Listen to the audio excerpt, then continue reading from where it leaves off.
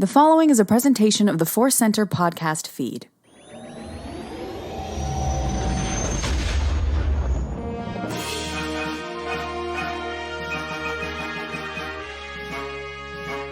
From the center of the galaxy, this is the Force Center podcast feed, and this episode of the Force Center podcast feed is the Book of Boba Fett report. I'm Joseph Scrimshaw. I'm Ken Napzok. So happy to be here. So excited. New Star Wars. What fun. Yeah, new Star Wars on our screens and everything. I'm very excited. I also do have to acknowledge that, Ken, we've been doing lots of review shows over the years, and we just started calling them Report because that makes sense. The Mandalorian Report, Clone Wars Report, Bad Batch Report.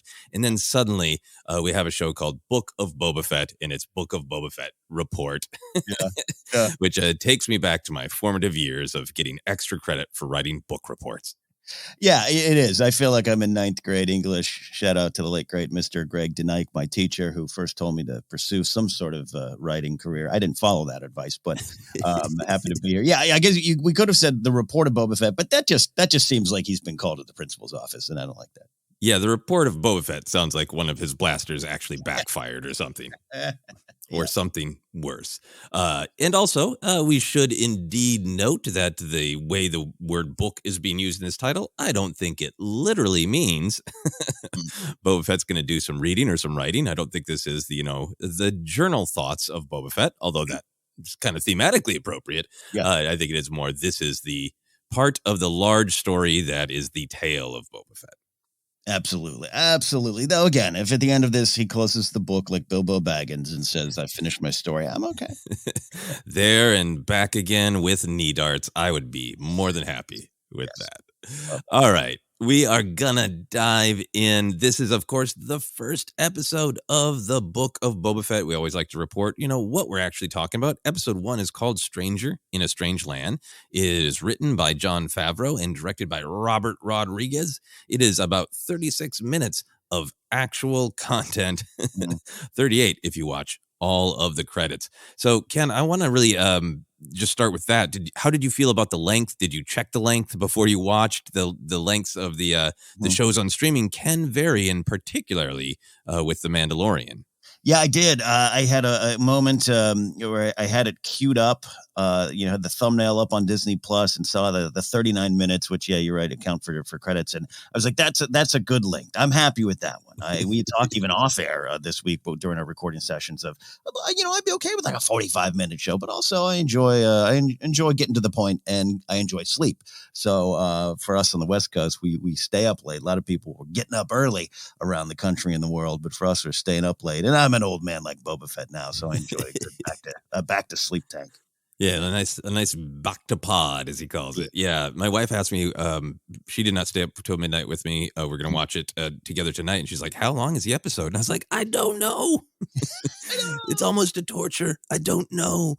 So, yeah, I kind of went in going, I don't want to look. And I was like, I do. I want to have kind of a sense of where are we in the episode, Mm-hmm. Yeah. So I did look at the length, and I'm happy with the length of the episode, but it's more important the actual content of the episode than the length. But I think for me, it can just my brain can really get going on structure. So kind of having like almost an internal clock of where are we in the episode helps me enjoy it more. Yeah, absolutely. I'm with you.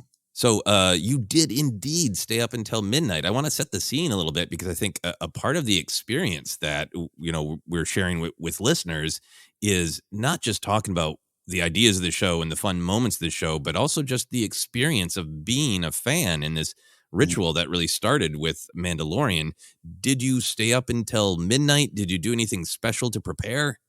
I did, and it's so funny. And for a lot of people might be relatively new listening to Force Center. These kind of shows, these kind of review shows, will bring in new ears, and we're about to dive in deep. We're about to go into themes. This isn't a thumbs up, thumbs down kind of spot. We love to engage with the stories and find out what's there for us. So before we get too deep down the path, it's good to say, yeah, we're absolutely just giddy fans. And yesterday, you and I did some recording with our Clone Wars Report episode that's going to come out later in the week, which, by the way, has some parallels, I might mention, the return of Maul and essentially the return of Boba Fett. Yeah. Interesting week to be discussing both. We finished our recording and I went out, and normally it's, I get a lunch and start to go back to do work on other things. But I was kind of giddy and nervous and joking. And Grace, my fiance, my partner, was like, you're weird. Your mood's weird. It's like chipper. Normally I'm a grump. Normally I'm Luke on Octo before Ray comes and saves him there. And finally, about an hour in, because I was singing a weird song to our Chihuahua, and she goes, I think you're excited because Boba Fett's tonight. And I went, you know what? You're right. It's new Star Wars. And what a blessing every time. Whether or not you fully are going to love it, fully engage with it, you can deal with all that later. The thrill of new Star Wars is something that drives me. And so, yes, I did a little Twitch streaming, played a little MLB The Show, had a late dinner. I generally do stay up till about midnight or 1, but I'm usually powering down. I'm like Uncle Owen, Luke, I'm going to shut down the power. But I was excited, fully awake, fully focused, and really, Grace and I sat down to watch it. We both had just a great time being Star Wars fans. Oh, that is great. Yeah, I had a similar experience where my wife was very, very aware that it is Boba Fett Day, and she was very happy for me. When she got home from work, checked in, like, are you excited? She actually got me a Boba Fett t-shirt for the holidays. So, like, I wore a different shirt during the day, but then as it became evening, it's like, I think it's time. I think I'm going to put on my Boba Fett shirt that you got me. So I really, did get all the way engaged. She's got to get up early for work. So Sarah went to bed. Yeah. But then I remembered that I forgot that I kind of had this ritual of like, I want to like tweet one last thing before watching. And I usually like to try to take a picture. So I had some fun doing a little photo shoot with my vintage Empire Strikes Back Boba Fett. So it's got that classic image of him that was, not actually even from a movie. It's just, part of it is like, looks totally airbrushed of the flames shooting out. And I just love that image, and made myself a nice little whiskey drink. And I opened the freezer and forgot that many moons ago, my wife had got a bunch of Star Wars shaped ice cube makers. And one is just Boba Fett's helmet. Hell, oh, perfect. The Force finds a way. Yes. Yep. So I was sipping some whiskey with some Boba Fett ice head in it. Took some pictures of my action figure, and then this is so silly, but it is a ritual I like. I turned the Boba Fett action figure around so it could watch the show too. Look, I get that. I get that. As someone who in the 6th grade packed up all his stuffed animals and talked to each one of them individually and said, you're going on a vacation that you're not coming back from, I understand inanimate objects seeing the TVs. That's what it is. It is the legacy of the stuffed animals. Because yes, the stuffed animals went on adventures with me. I've talked about how my teddy bear Chocolate used to play the Star Wars Escape from the Death Star board game with me, and often won, which was felt shameful. But anyway, that was my good midnight experience. I'm glad you had one too. Yeah, it was a lot of fun. Again, a lot of fun. Yeah, because I think that's the thing, is to just keep in your mind, we're going to talk about what we liked, what we didn't, what we struggled with, what we really thought this was about, all those great things, but also just want to celebrate that this is a great time to be a Star Wars fan, because there was Star Wars on our screens, which is awesome. So let's get into the big picture. What was your overall reaction? Did you love it, like it, struggle with it? Where are you at with your big picture reaction? All right. If you're relatively new, we're going to say something and say it a lot. If you've been listening to Force Center for a while, we're going to say something and we're going to say it a lot. Say it with me, folks. Tone poem. Tone poem. This is the first piece of a bigger puzzle, clearly. It's not some great insight there. And I think I'm more clued into that now. Talk a little bit more about Johnny Fav's style, what Robert Rodriguez brought to that. But yeah, big picture, really absolutely love my experience with it, especially on second viewing. It is dripping with themes. It's dripping with themes and questions for you to ponder. And I love that it's the start of a conversation. And we don't have all the answers. Boba Fett doesn't have all the answers. And I really became apparent with me on the second viewing, but just had a lot of fun. That word's going to be tossed around. I don't have any problem tossing that word around a lot. But did love it. Anything that can go deeper into struggles, but very clearly, this is not unlike the Mando pilot episode. And, just even thinking back to the visit to the armorer, taking us to the past of Mando, Din Djarin. And this episode has a very similar format. If this is, we always talk about music here in Force Center. If this is the band that we love, the Johnny Favreau Star Wars band, it's the same track. It's like, yeah, you got it. It's a banger. We got it. Johnny Fav's got a new Star Wars album, and it's kind of similar. And you want it to be similar as it takes you different spots. And this does a lot of different things and asks different questions. So same format. I did think about that a lot, except instead of the surprise of the child to change Din at the end, I think Boba has the surprise of his life, and he's going to change that. And that was kind of where it all kind of the big picture for me and my excitement and enjoyment for what I got. Yeah, I think that is all very well said. I think this is a banger track to start off an album, a concept album. This is Welcome to the Jungle of Boba Fett's Mind. There you go. I really, really loved it for lots of reasons. I think like the big picture, we'll get into all the conceptual details, but I feel like it did such a great job of starting it off right away with framing it about this is a show about who Boba Fett is, who he was, what he fears, what he wants, how he's going to define victory for himself. How is he going to reclaim or change his identity? You know, as a long-term prequel fan and somebody who really wanted Boba Fett to come back so he could have fun with the, you know, unstoppable, dangerous man of mystery and the wounded orphan from the prequels. I so loved that it started with like, yep, that's who this man is. That is so essential to his identity. More thoughts and details on, you know, the actual meanings of those images. But I was so excited to see it start with the flashback to Camino and Geonosis.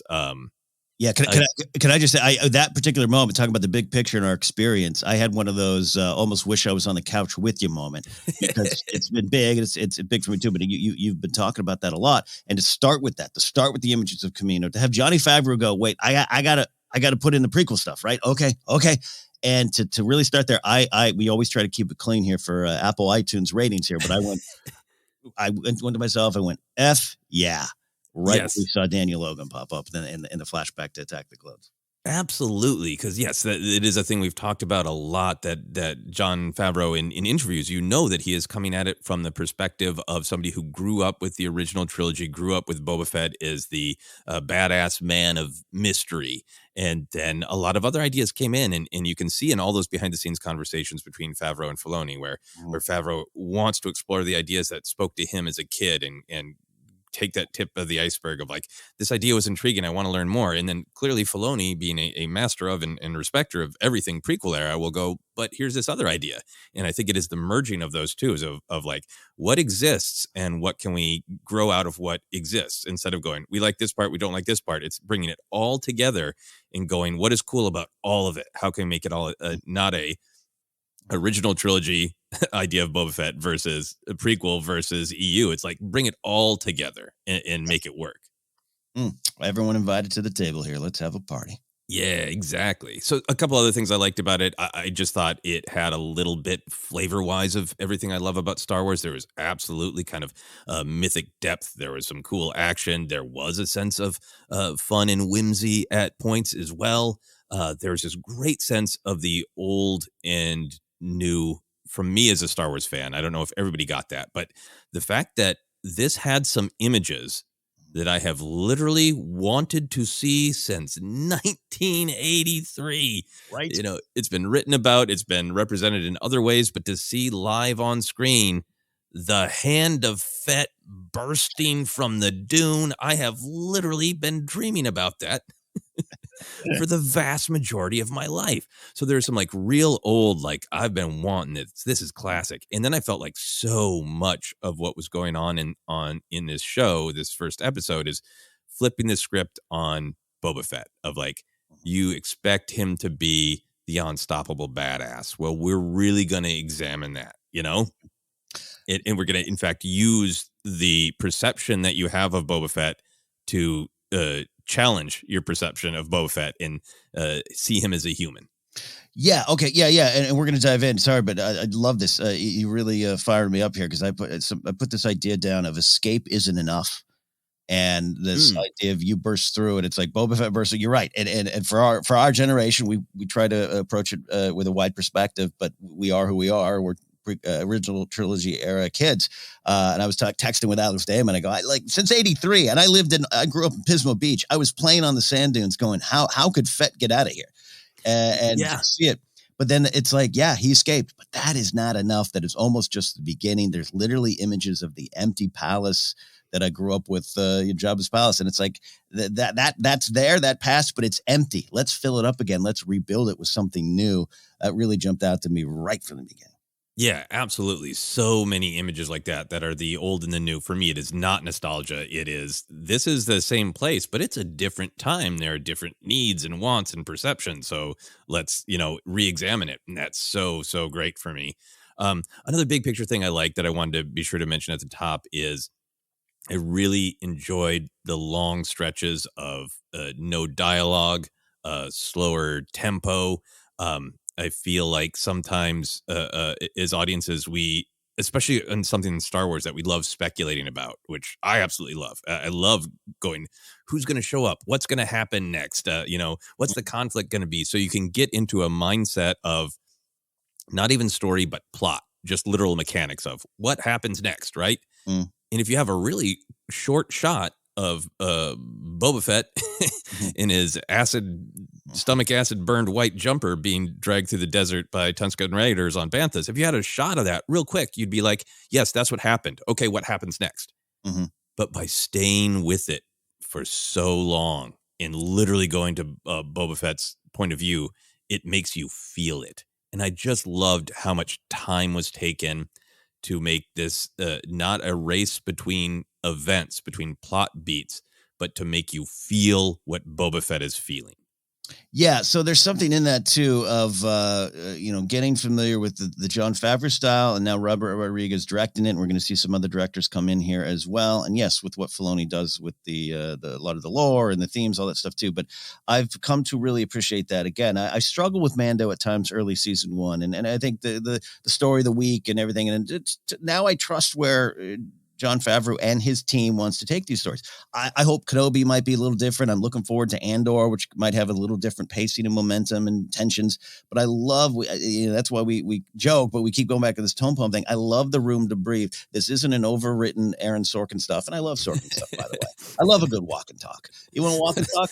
Go for it. A little dragon talk. What if Boba Fett was just chattering away about his policy plans while being dragged by the Tusken Raiders? The world knows I am a giant Game of Thrones fan, and I love the rich dialogue and the complications, and I love an hour of just a ton of things thrown at you. But I love having the room to breathe with these particular Star Wars stories. That is working for me. It might not work for everybody. We understand that, especially if you're relatively new to us. We are talking about our interpretations and what we take from it, especially when we get into themes. But the style is not necessarily for everyone. I understand it, but it's a very Star Wars style. I think Favreau and team and Robert Rodriguez, let's give everyone a credit that we can. Kim Richards, associate producer now, by the way, on this thing.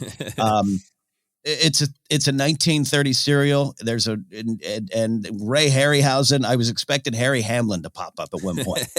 Clash of the Titans vibes. Like it's all there. It's all in that sandbox, and I really love those choices up top.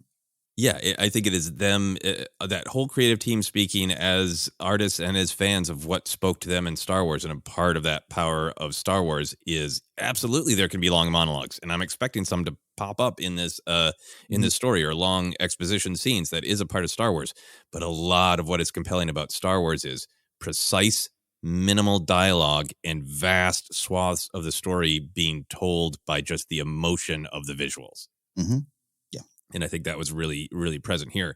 One thing I want to talk about in our overall reaction before we dive into the real specific thematic ideas is a lot of us here in the Star Wars discussion world, a lot of people in the fan world, we're really excited by all of the short 30-minute to 1-minute clips, the trailers. It looked like all the scenes were kind of related. And then relatively recently, there was an interview with Robert Rodriguez who said, hey, they're holding so much stuff back in the trailers. All the trailer stuff is really just the first half of the first episode. Mm-hmm. And you and I were certainly involved in this in our discussions on Force Center, where we really took that verbatim and said, great. And when I was watching and I started to realize the way the story was unfolding and moving of like, oh, that is misinterpretation and exaggeration, whatever. No blame to Robert Rodriguez. He's just given an interview. I don't think he's personally cutting every trailer and and monitoring. I think he was talking in the spirit of it. So no insult or criticism of Robert Rodriguez.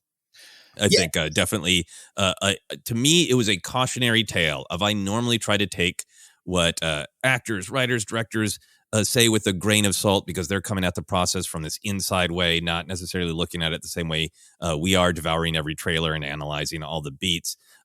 So for me, it was definitely I have to set that aside. I definitely had oh, wow, the scope of this first episode is not going to be what I think it is. But I had to turn that off because that is not a review of what was on screen. That's a review of the media in pundit discussion. It's not what's on the screen.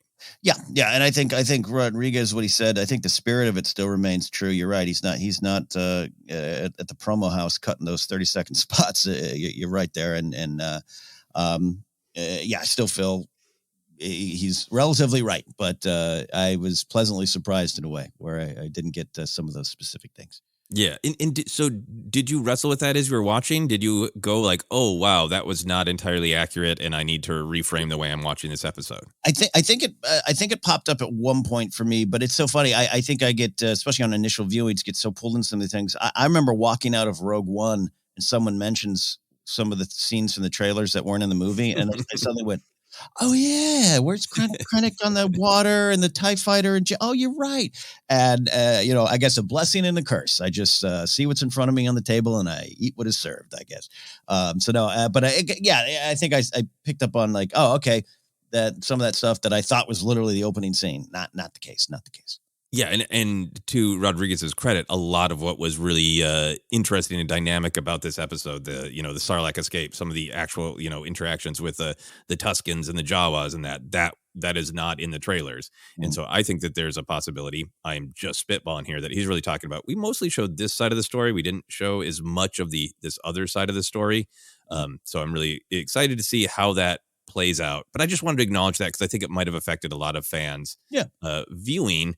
And I think it's so important even if on the first viewing you're like, hey, I'm a little distracted by this because I kind of brought this meta real world baggage into the story, to be able to acknowledge it, turn it off, and then just engage with the story on screen.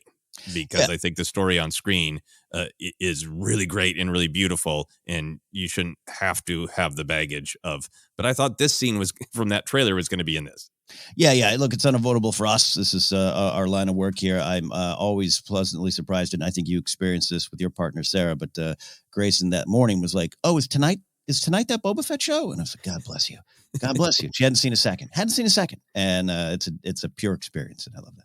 Yeah, no, I mean, Sarah, bless her heart, does not dive into this stuff. And she knew nothing about Spider-Man No Way Home. And that was an amazing experience. And she's not watched any of this Boba Fett stuff. So this will be fascinating and great to watch it with her tonight.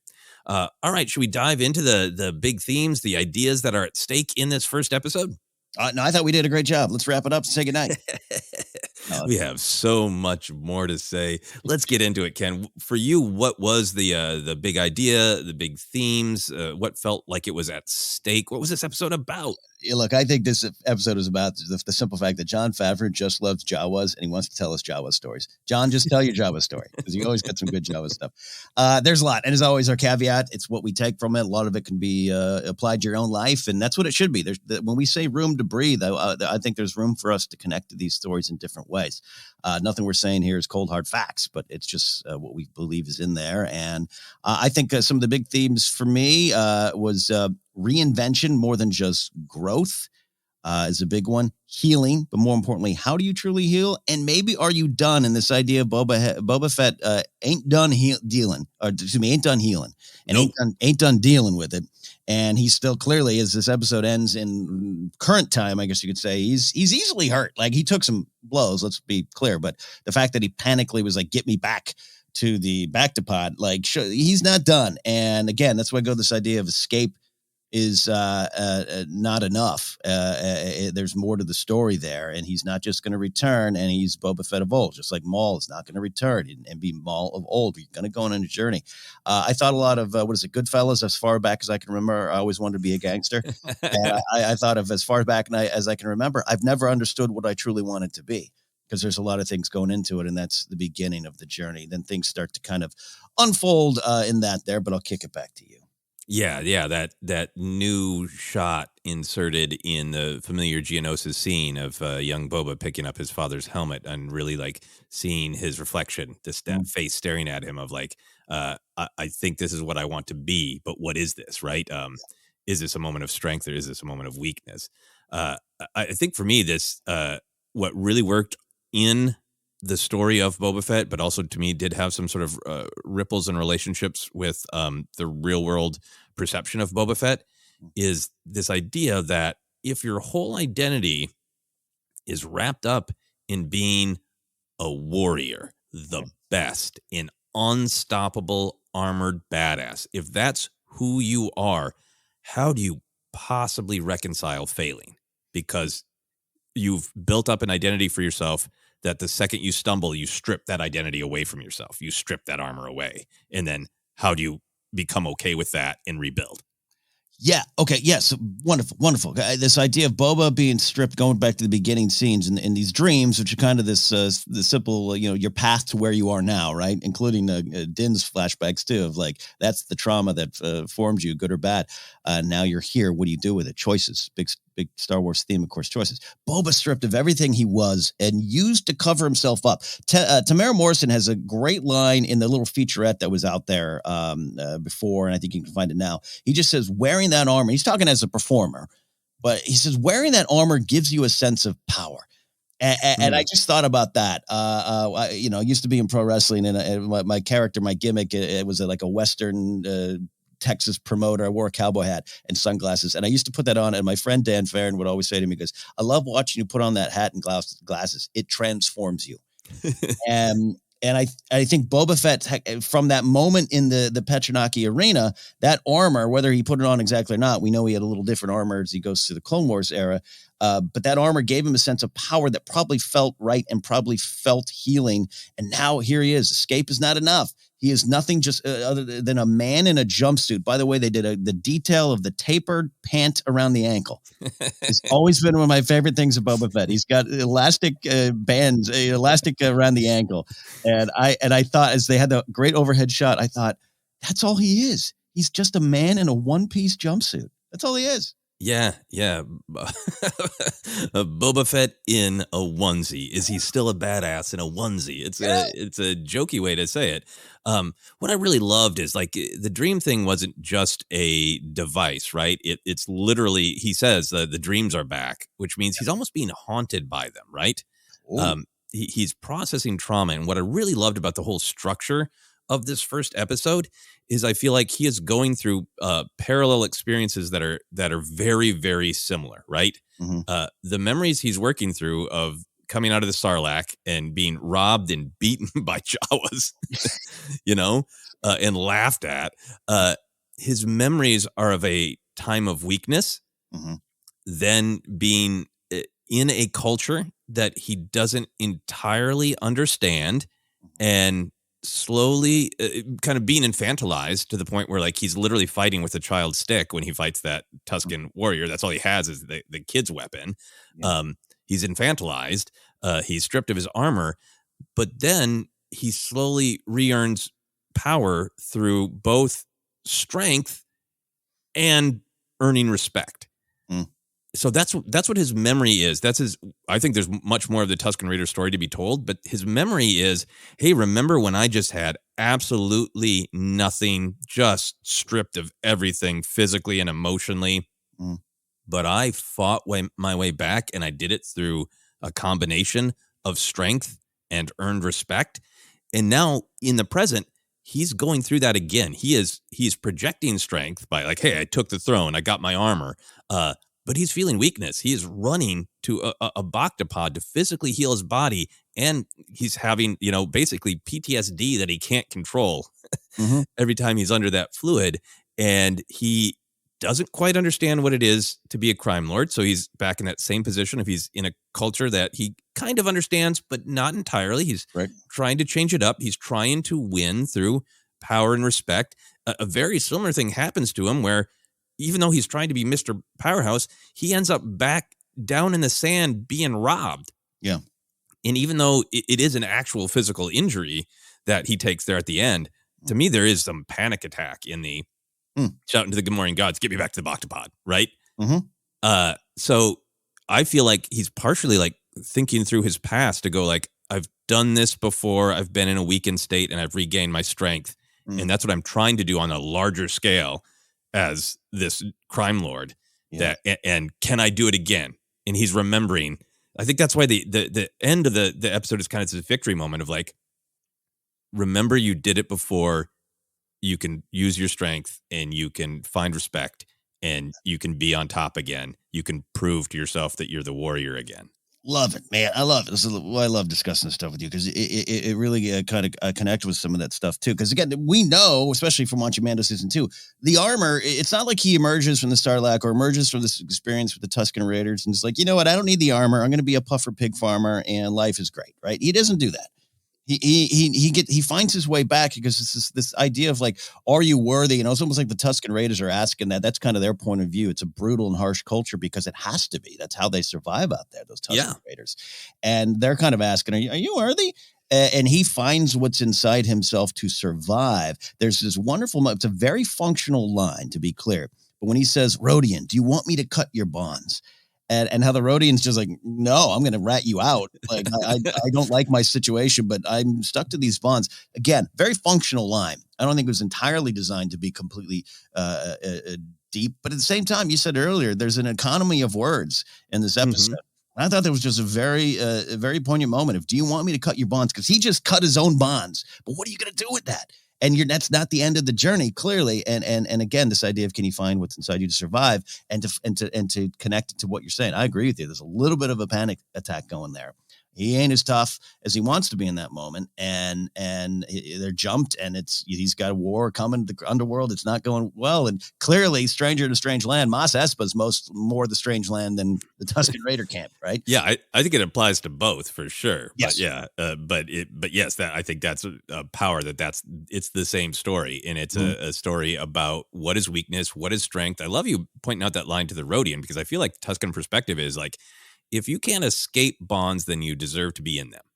Yes. That seems to be their cultural perspective, right? And it ties into the end, that victory where, you know, much like Leia, he uses the chains to get free by killing that creature. And when he comes back, he is holding that chain outward toward that Tusken leader, like, look what I did. You know, it's not just the practical. It's not just I survived and I saved this child and this mastiff that I now have a very complicated relationship with. I took off my bonds, and he wins that strength and that respect, you know, with the sip of the gourd water.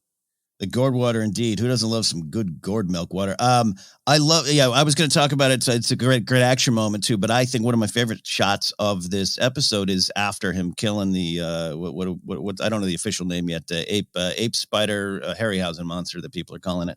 And he just holds those chains in his head and just stares at that Tusken Raider kid. You're right. It's what defining your victory. And I tie that moment to what he says earlier to Fennec of, I walk on my own 2 feet. Right. He wants to project strength, and he has a very clear idea of what strength is. It's freedom, it's choice. It's, I only make an allegiance if I choose to. It's respect, right? Yeah. It's not just, I can kick anybody's ass. That is a part of it. Yeah.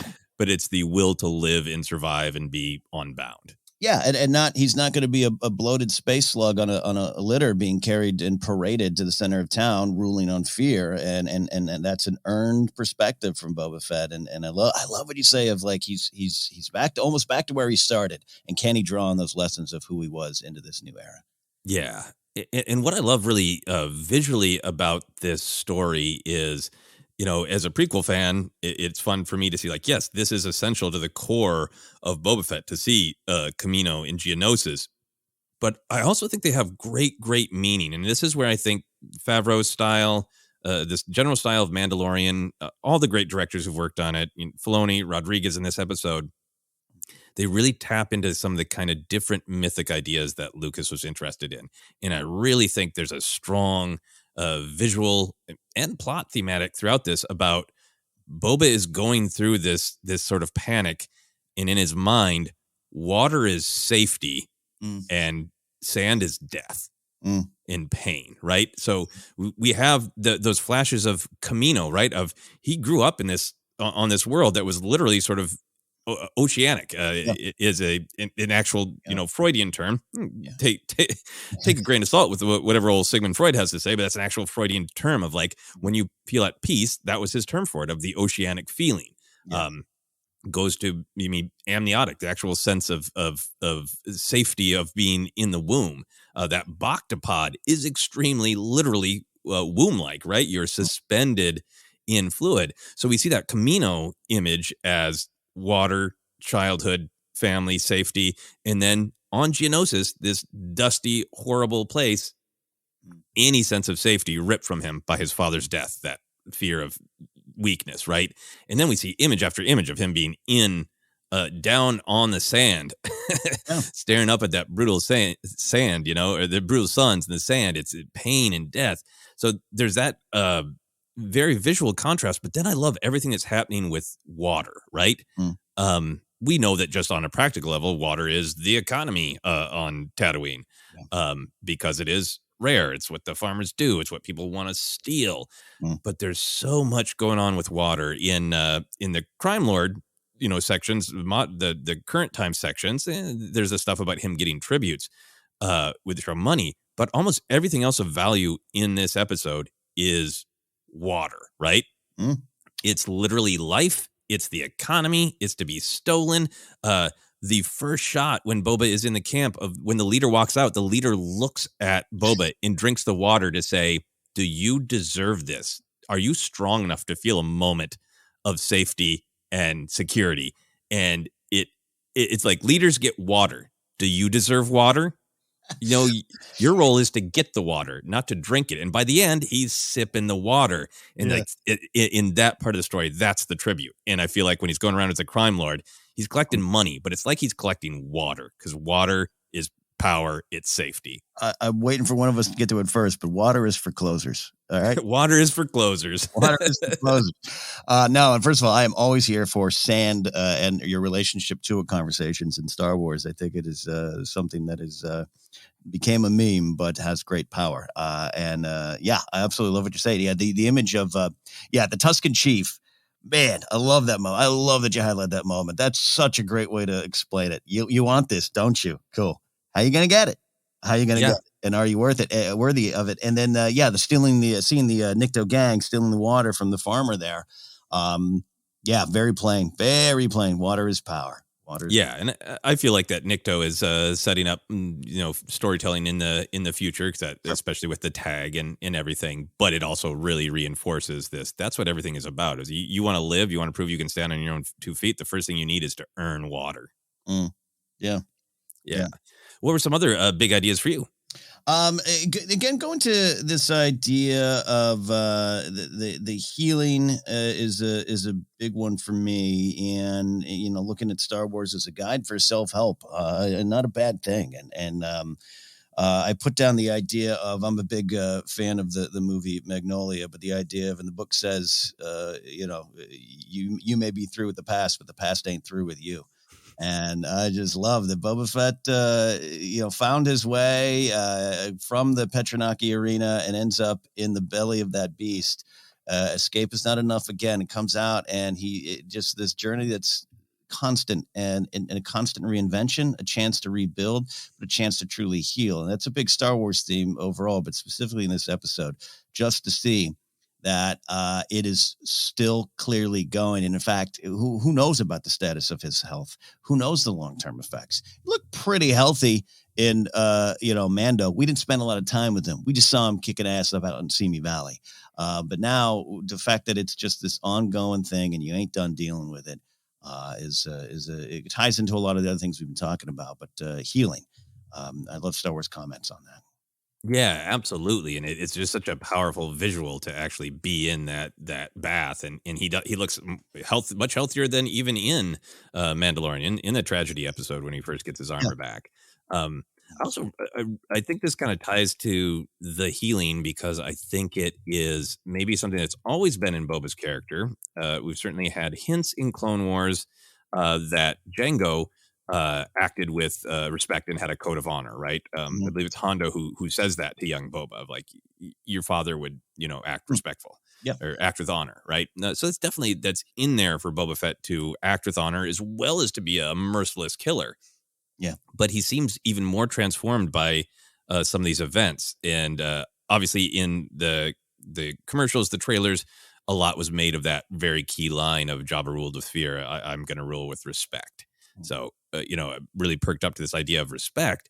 But I thought it was really fascinating in telling about who Boba is, that he seems to think that there is two ways to earn respect.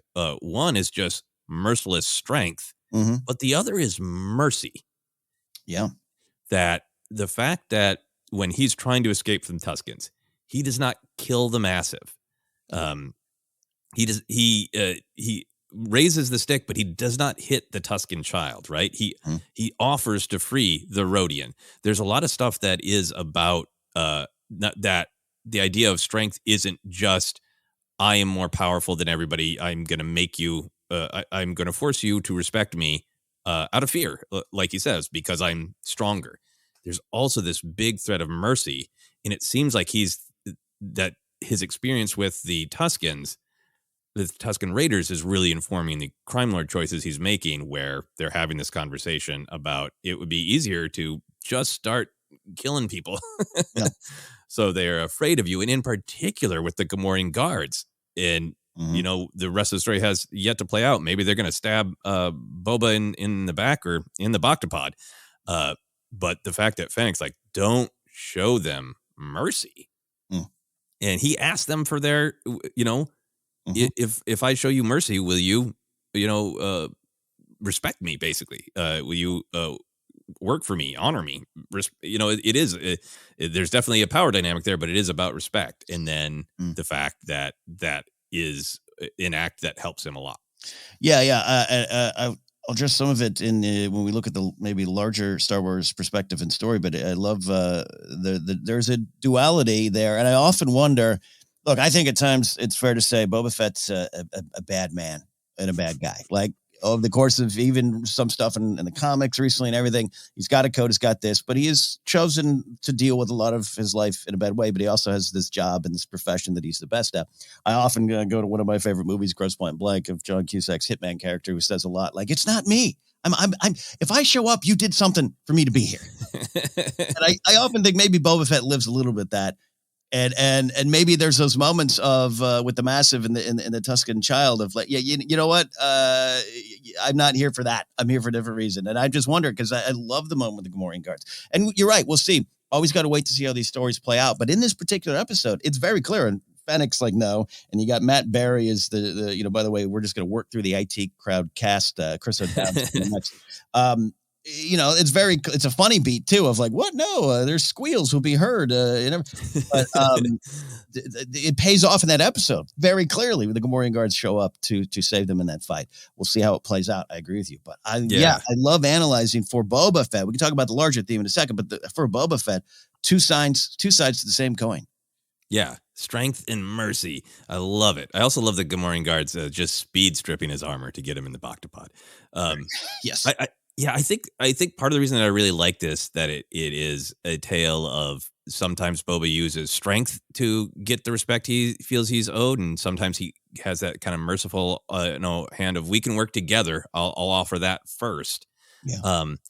It makes Boba Fett, this really interesting anti-hero and almost like an underdog in his own show. Like, I think it would be I loved it in the tragedy when he got his armor back. He got the drop on a bunch of stormtroopers who are not well trained, and he just rushed through them. That was great. That was thrilling. I love it. Yeah.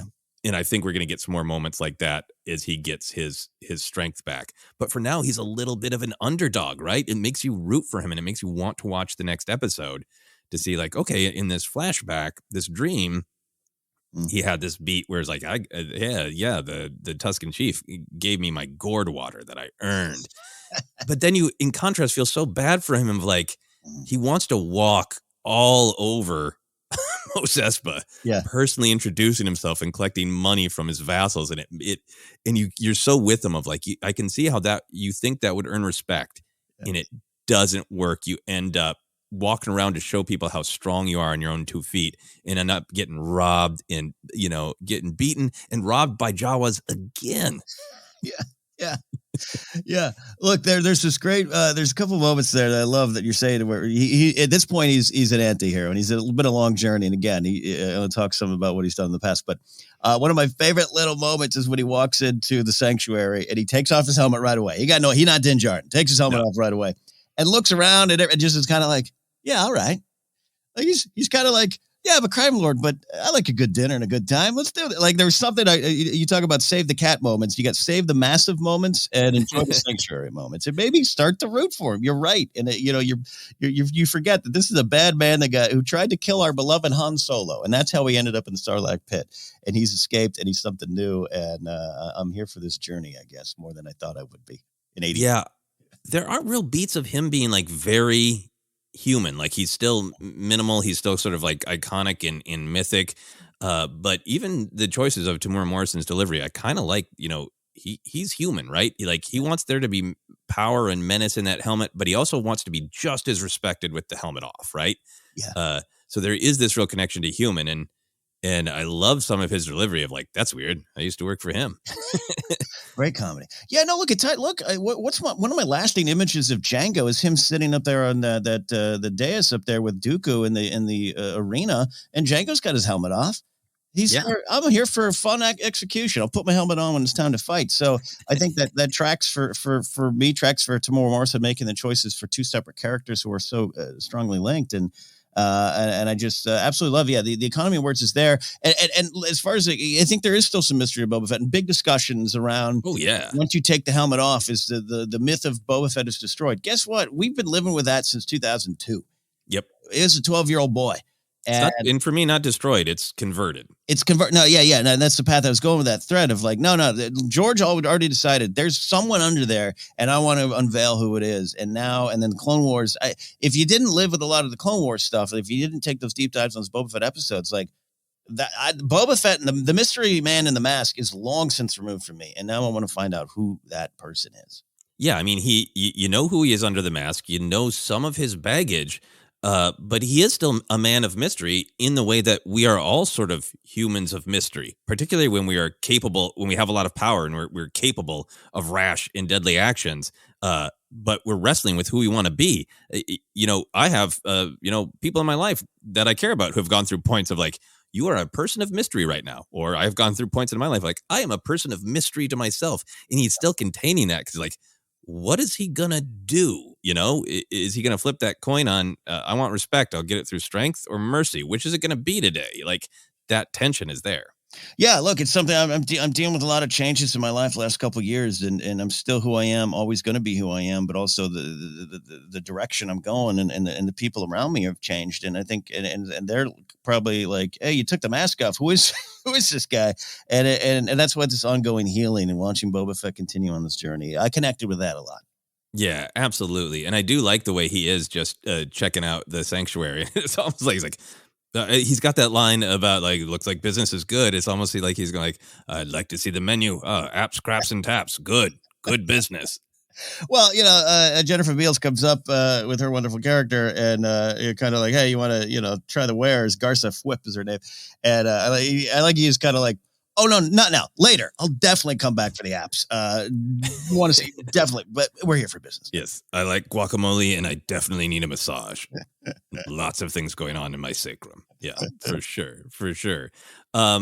So any other ideas before we kind of move on to more the big picture of how this this story reflects larger Star Wars? No, I love to connect it to the big picture.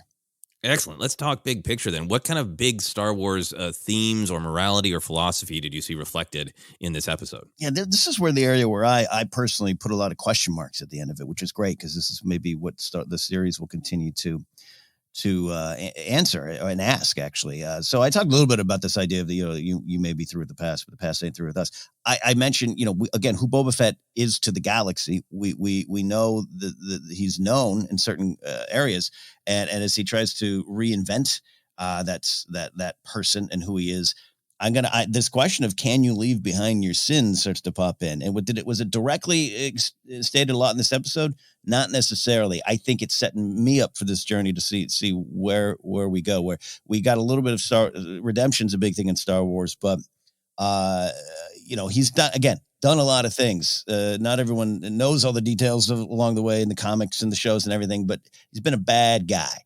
He's done some things, and now can he leave that? Can he truly leave that behind and approach it in a new way? I don't know that answer. I don't know if it's going to come bite him. I don't know if that's going to be part of the struggle. I just like that connects to a bigger question in Star Wars for me. Yeah, for me, I really agree. It's this Star Wars perspective that the past matters. It can't entirely define you because you can't be trapped by it. You need to make a new choice and move forward. And I feel like this whole episode is like him working through trauma, starting with like his kind of original trauma of losing his father. And he is being haunted by that past. But then by the end of the episode, I feel like he's gaining strength from it, remembering but remember how low I was with the Tuscans and how I fought and got my power back is so a great Star Wars story of wrestling with the past and saying it matters. You can take strength from it. You can learn lessons from it, but you can't be trapped by it.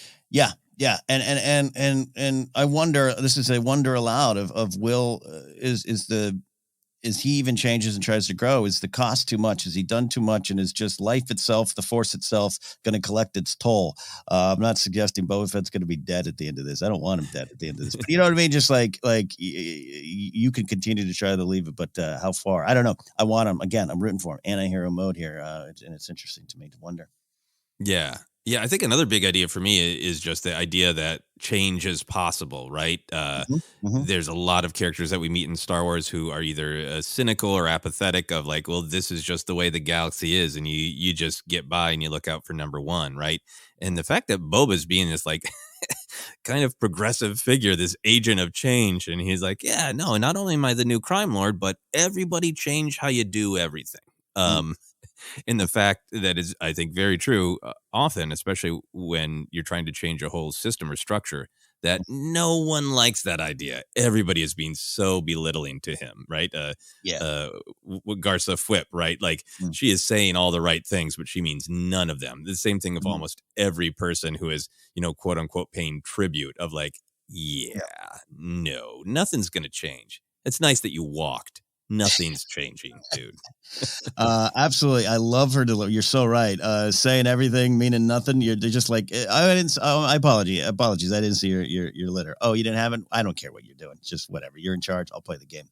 On that too. Yeah. So that actually was kind of where I wanted to leap off some other stuff of just the question of how you treat others and how do you rule very clearly. Jabba rule with fear. I intend to rule with respect. We've heard that now for a while with the promos and everything. And I'm fascinated by the fact that he very clearly is like, Jabba has many facets and he wants to keep the business intact, right? That's this tour he's taken. Like, how you doing? You didn't vote for me, but guess what? Policies are going to be the same. It's going to be better.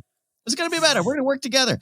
I am fascinated. This is a question more than just this true, reflection of the larger story. It's a question for the larger story of you touched upon it. If you try to use your position and power in a different way, what's going to happen to you when those you're trying to help reject that? And I always try. I'm trying to clamp down on my references to another fantasy series I love. But if you try to break the wheel, but the people stuck on the wheel don't want that, what does that do to you? And how does that continue to challenge you? And do you grow from that? Do you crumble under the weight from that? I'm curious to see what happens because we know it's not going well yet, and it's right now, and it's not going to go well in the next couple episodes. Yeah, absolutely. I think it ties into this essential Star Wars idea that everyone matters, really represented by Jar Jar and the Gungans in Phantom Menace, the Ewoks in Return of the Jedi, countless places that, don't think it's just the powerful that matter and then just everybody is underneath the powerful. Everyone matters. And Boba Fett is definitely reflecting that with his, respect for the Tuscans, with his sparing of the Gamorreans and trying to create a bond with them. And yeah, that personal touch to collect payments from vassals feels to me like, yep, he wants to have everyone see that he's walking around seeing that he can personally enforce his will. So there is definitely a strength thing there, but there's also like a respect thing here of like, I love your politician thing of like, thanks for your vote. I want to know things I want you to know things are going to change. Here's my personal line. There's no problem too small, Yes. I'm the godfather who makes house calls, like that vibe. He's Harding running on the return to normalcy platform. Don't worry, all is well. Return to change. Yeah, I love that. It looks like he's going to have to fight tooth and nail to get even this little piece of the pie cut off for himself, much less change the system in any way. Yeah. And again, that's a part of what they're establishing and setting us up for this journey, and we'll see what happens to good old Boba. Yeah. I think last kind of big picture thing for me is I love this. I go on about Star Wars being this blend of old and new, and I think that's been there since A New Hope with, Obi-Wan talking about that's a name I've not heard in a long time, and sort of the mystery and the power of what has been versus what is new. A New Hope itself was, talking about these ancient stories based on these ancient myths that felt familiar, but in 1977 looked and felt shockingly new. There's so much about Star Wars that's always been there, and now we have this added layer of we as audience have lived with some of these images. How many hours of video game time have you and I spent in that palace, right? Oh, so the palace can feel old, but we're seeing it in a new light. I love those opening shots of all these the almost the nostalgia pop of like, it's the palace, but it is so different. Here's a room we haven't seen on screen, and it isn't this thriving party. It's a damaged man, in his bedroom in a pod having nightmares. Yeah. Again, going to Grace at the beginning of the episode, those shots come up and she just went, "Oh, bleep." That was a great reaction. Yeah. Seeing that land, seeing that world. But remind me, I think this is on a bigger, grander scale, but even that Mando episode where we first returned to Mos Eisley, and it's like the streets are empty, the businesses aren't thriving, the canteen is a little more drab, like it ain't popping off. And I love kind of seeing where we are now. Yeah, business has changed. I guess Chalmers has really got a few things it could learn from the Sanctuary. Yes. We like to check in with the chapter titles, since the Mando episodes have always had chapter titles, and it looks like Book of Boba Fett will as well. We talked about it a little bit. Stranger in a Strange Land. Where do you go with that? What do you feel like the meaning of that is, and how did it frame your view of this episode? Yeah, it definitely ties to both sides of this story in this episode. I kept saying almost jokingly, again, it's not any grand insight, but just how Mos Espa is a strange land. But and wondering that is like, again, Tusken culture is brutal and hard because it has to be. But that's also kind of land. They're the indigenous people of this land, and it is kind of a bit of a Western trope and a modern Western trope. 20th century Westerns of the hero is there destroyed and now has to kind of learn the ways of the land. And I think Boba does that. We see the beginning of that, I should say. And I find it interesting that he then finds himself at odds with those that took over the land, so to speak. Yeah. And I'm really interested in how I think Boba knows the laws of the land, but not necessarily understands the people that took it over. And that's what that keeps coming up. Right. And he's going to, and again, do it his way, respect power. But I'm curious to see how that keeps coming up because it was a, funny moment of, Fennec saying, look, it's going to work a lot better if you learn the ways here, and then he throws that back at her. But it's constantly coming up in the present tense, where I think you could argue we're going to see him connect with the actual land that he was once a stranger in, but now he's the cycle repeating, like you said up top, and just the big themes.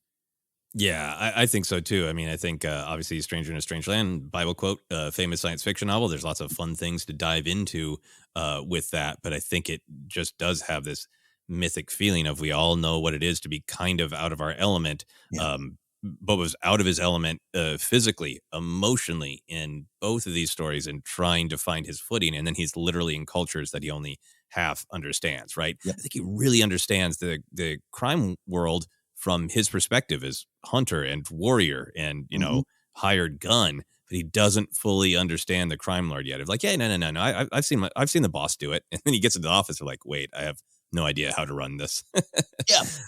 And I like even his shock when Fennec has to translate for him so much of the subtext of what's being said to him, because he's used to being able to just be blunt and say what he means, right? This is how much you're going to pay me.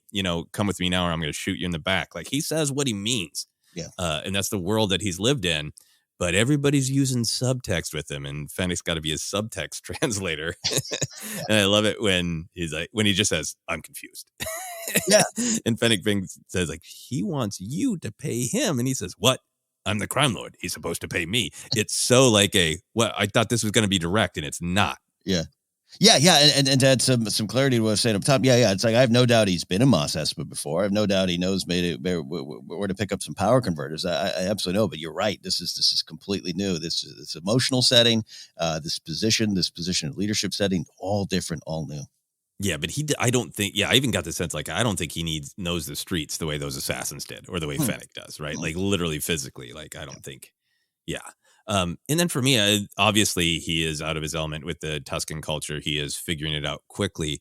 But one of the things I really loved, I've been loving all of the appearances in The Mandalorian of the Tuscan culture, and adding cultural weight to it and adding perspective to it, because in the films they absolutely can just be, yes, they are the natives, the deadly violent natives, and that is a stereotype with lots of upsetting baggage, and to give them their perspective is great. And I was really curious to see, there's been so much in Mandalorian, to see where they take it. And what I loved in this episode, Ken, is seeing the different roles within Tuscan society.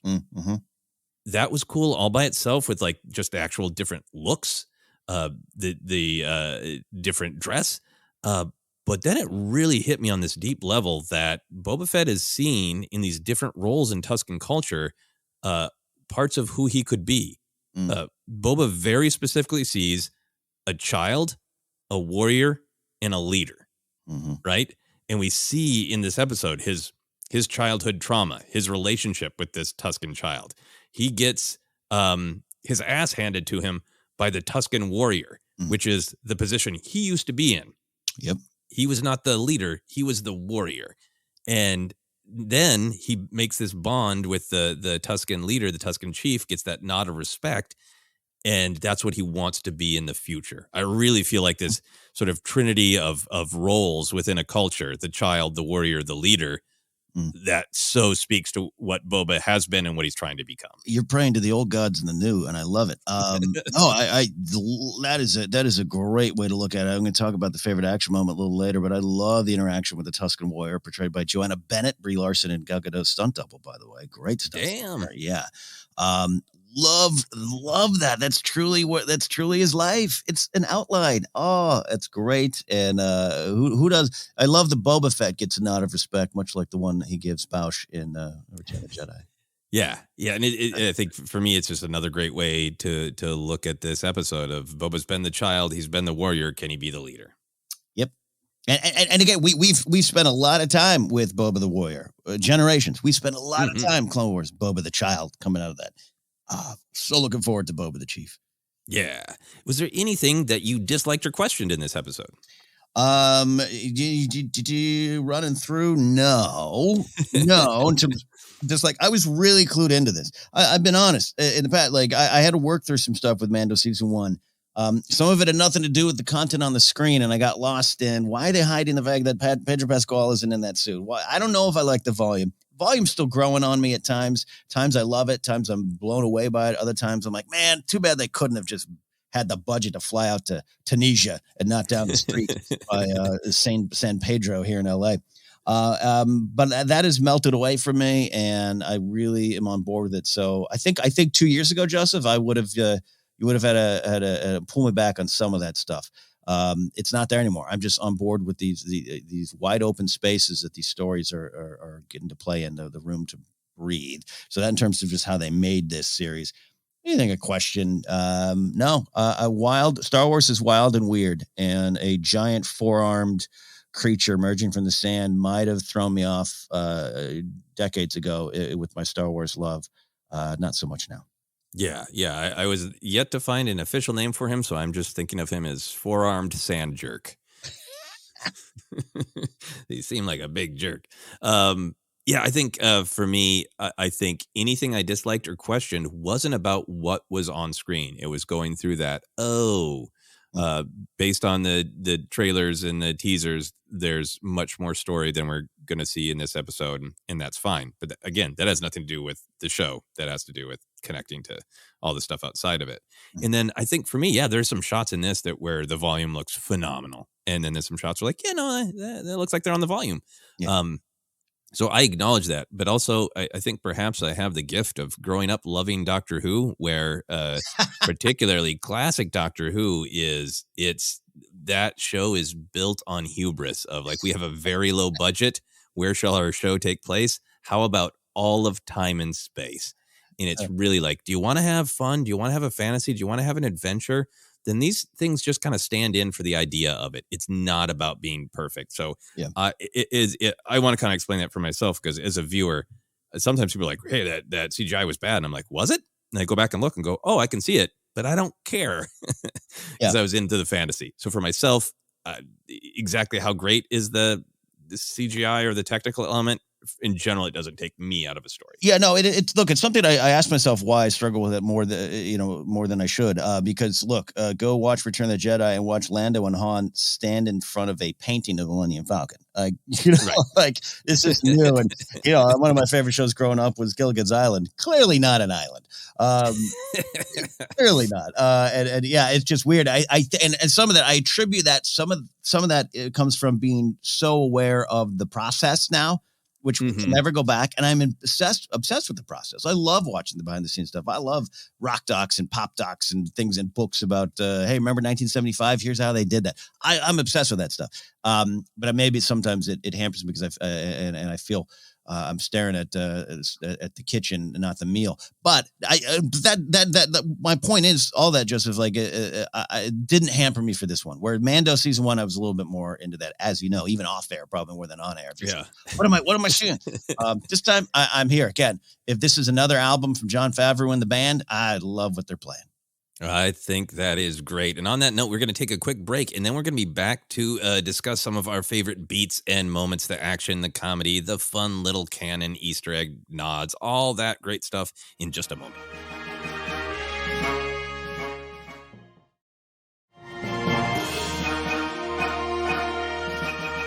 All right, we are back to continue our discussion of the Book of Boba Fett, Episode 1, Stranger in a Strange Land. We talked a lot about the big ideas. We probably will some more, but now we're going to talk about some of the moments. Ken, I want to start with kind of favorite Star Wars canon, lore, connections to other stories. I wrote down some of the stuff that I saw.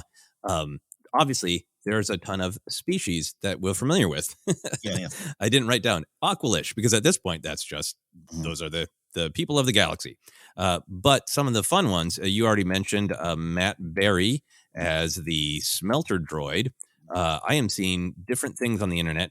I'm sure it'll settle down and we'll hear the truth about whether that's supposed to be 8D8 from Return of the Jedi or a new droid called UK2B.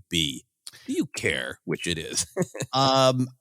I'm hoping it's UK2B, but I also will accept all comers, because Evie, is it Evie? Which one ended up as the bartender at Chalmers in EV99? EV99 did, right? Yeah. Thank you. No. And I just say I'm a fan of Matt Berry, What We Do in the Shadows, and a lot of the old IT crowd and stuff like that. So it was fun to hear that. And again, to have Jon Favreau going, what comedic person can I bring in? Start with Brian Posehn, and then let's go from there, from Mando to now. Yeah. And I thought the character, it was great to see that smelter droid who has, really popped up in there's some great Clone Wars where there's a horrific model that loves torture. Yeah. Really advocating for, you should make them squeal, sir. Great stuff. Very funny. We do see a character in a Kyozo hat walk by in the streets of Mos Espa. If for those keeping track at home, Kyoza, the species, the culture, that is the character Embo, great bounty hunter from the Clone Wars era, and of course Constable Zubio, who we all know and love, but did not see in The Force Awakens. Famous for not being in a movie, Constable Zuvio. Yeah. Did you spy the Kyozo hat and go, here we go? All right, we're going into weird Constable Zuvio theories. I'm glad you pointed it out. I had 2.5 viewings and I didn't see it. So clearly that is a private first class Zuvio, and we're going to get the story of Zuvio's rise to power. Yeah. So it's just so great. I love the fan history of Constable Zuvio, where everybody was expecting him to feature in the film since there were a lot of action figures and merch, and then nah. No. I think perhaps one of the biggest canon connections here, Ken, is something we even speculated about, and that is Max Rebo lives. How did you feel about that? And potentially makes up with Figrin Dan or a member of his band. They had some heat in the EU, right? I love that. Because by now, if Bib survived and Rebo survived, and I'm good with people jumping off. Whether or not, I can't even remember if Rebo was on the katana. I think he was, right? I can't remember. And that's the point. That's the part of the fun. It's like, cool, absolutely. Bring Rebo in. I want to see more, because we know they're going to go back to the sanctuary, right? They got us. So I want a little bit of the side story. I want the VH1 behind the music of that survival. Yeah, I mean, it seems like Boba's going to have more business at the sanctuary there. This is dealing obviously with lots of original trilogy stuff, prequel trilogy stuff, some designs from the sequel trilogy in here. Obviously, it's connected to all parts of Star Wars, but because of Jabba's palace, it is so connected to Return of the Jedi, and my childhood love of that film. I was in owning that Max Rebo action figure and his organ. Yes. And acting him out, playing tunes. It was so great to see him. It gives me hope that maybe Salacious Crumb survived. Yeah. We're wide open on some of that there. Love the song they're playing too. I think Cantina Latina, I think is the title of it, right? I love that. Yep. Love the tune. Great stuff. Listed as being written by John Williams, performed by Robert Rodriguez and Mark Del Castillo. But I really took it that it is just an interpretation of the classic Cantina song, right? Yeah, absolutely. With the new flavor. Love that there. Yeah, that was absolutely great. And again, some of the that great old and new, right? Mm-hmm. Another fun thing in the cantina, in the sanctuary, there is an RX series droid working the gambling table that looks very much like the droid made famous by Disneyland and Disney World. Yeah, used to be the pilot of Star Tours, now a DJ in Oga's Cantina in Galaxy's Edge, R3X or Rex, RX-24. So that was fun to see that kind of droid and that part of Star Wars being pulled in. What did you think of that? I love it, man. And who knows? Maybe it's actually Rex and Paul Rubens will speak at some point. Probably not. Don't think so. But it was fun. Yeah. You never know. We could get a Paul Rubens cameo. I also like that one of the, I believe, Hask thugs from The Force Awakens, who are running around topless in Maz's bar. One of them was working the bar. Yes. That was great. Another thing that I really like, Ken, is in the shot where there's all the money, the tribute being paid in Boba Fett's helmet.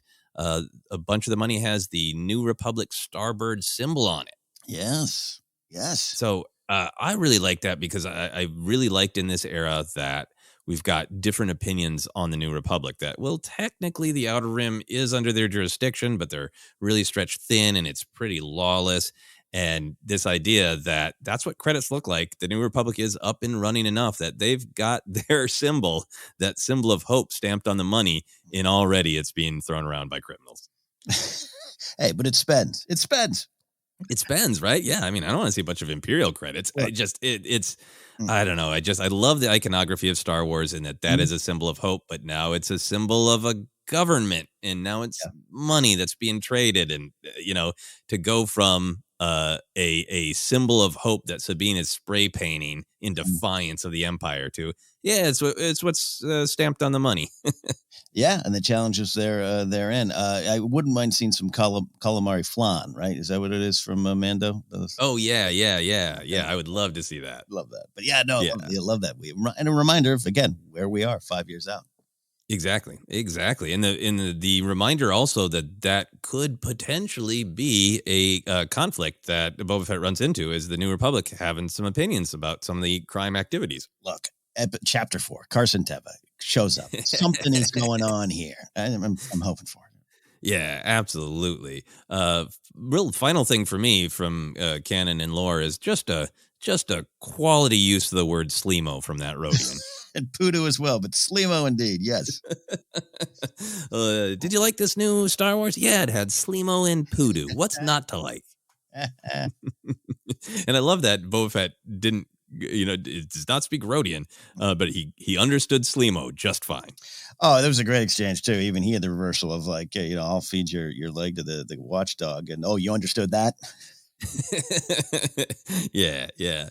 Any other canon or lore connections to other stories that you noticed? I did. If you don't mind, wanted to revisit the Sarlacc escape. Oh, of course, please. Yeah. First of all, I'm saying this as a compliment. It looked like he got stuck in a big car wash. He stepped out of his car and got stuck. No, I absolutely loved it. Part of it was, again, you and I talked about the anticipation for, are we going to see that? Will we ever see that? And yes, there's been different versions of it and EU, whatever you want to say, but like to actually get in canon, and the Aftermath series touched upon it a little bit. We already know we're in an era where, hey, we're going to retell little moments from the books, Cobb Vanth and everything. It's there. It's slightly different. So I'm beyond that. But I love that there was just kind of like here it is. And even if initially I thought to myself, holy, like, that's it. Like, not negatively, but like, that's it, huh? Okay. He took a great breath from a dead stormtrooper, blew his way out with the flames, and climbs out, and all right, he's there. And then I reflected on it a little bit, Joseph, probably about 4 a.m, and thought, you know what? I really love the choice to be like, yeah, we're going to show you. That's what it was. He's out. And now the story begins. Don't worry about it. Don't focus on it. It's not the end of the episode. It's not a big plot point. It's just something happens. And we're going to show it to you. We're going to give you that treat. Now let's deal with what comes after.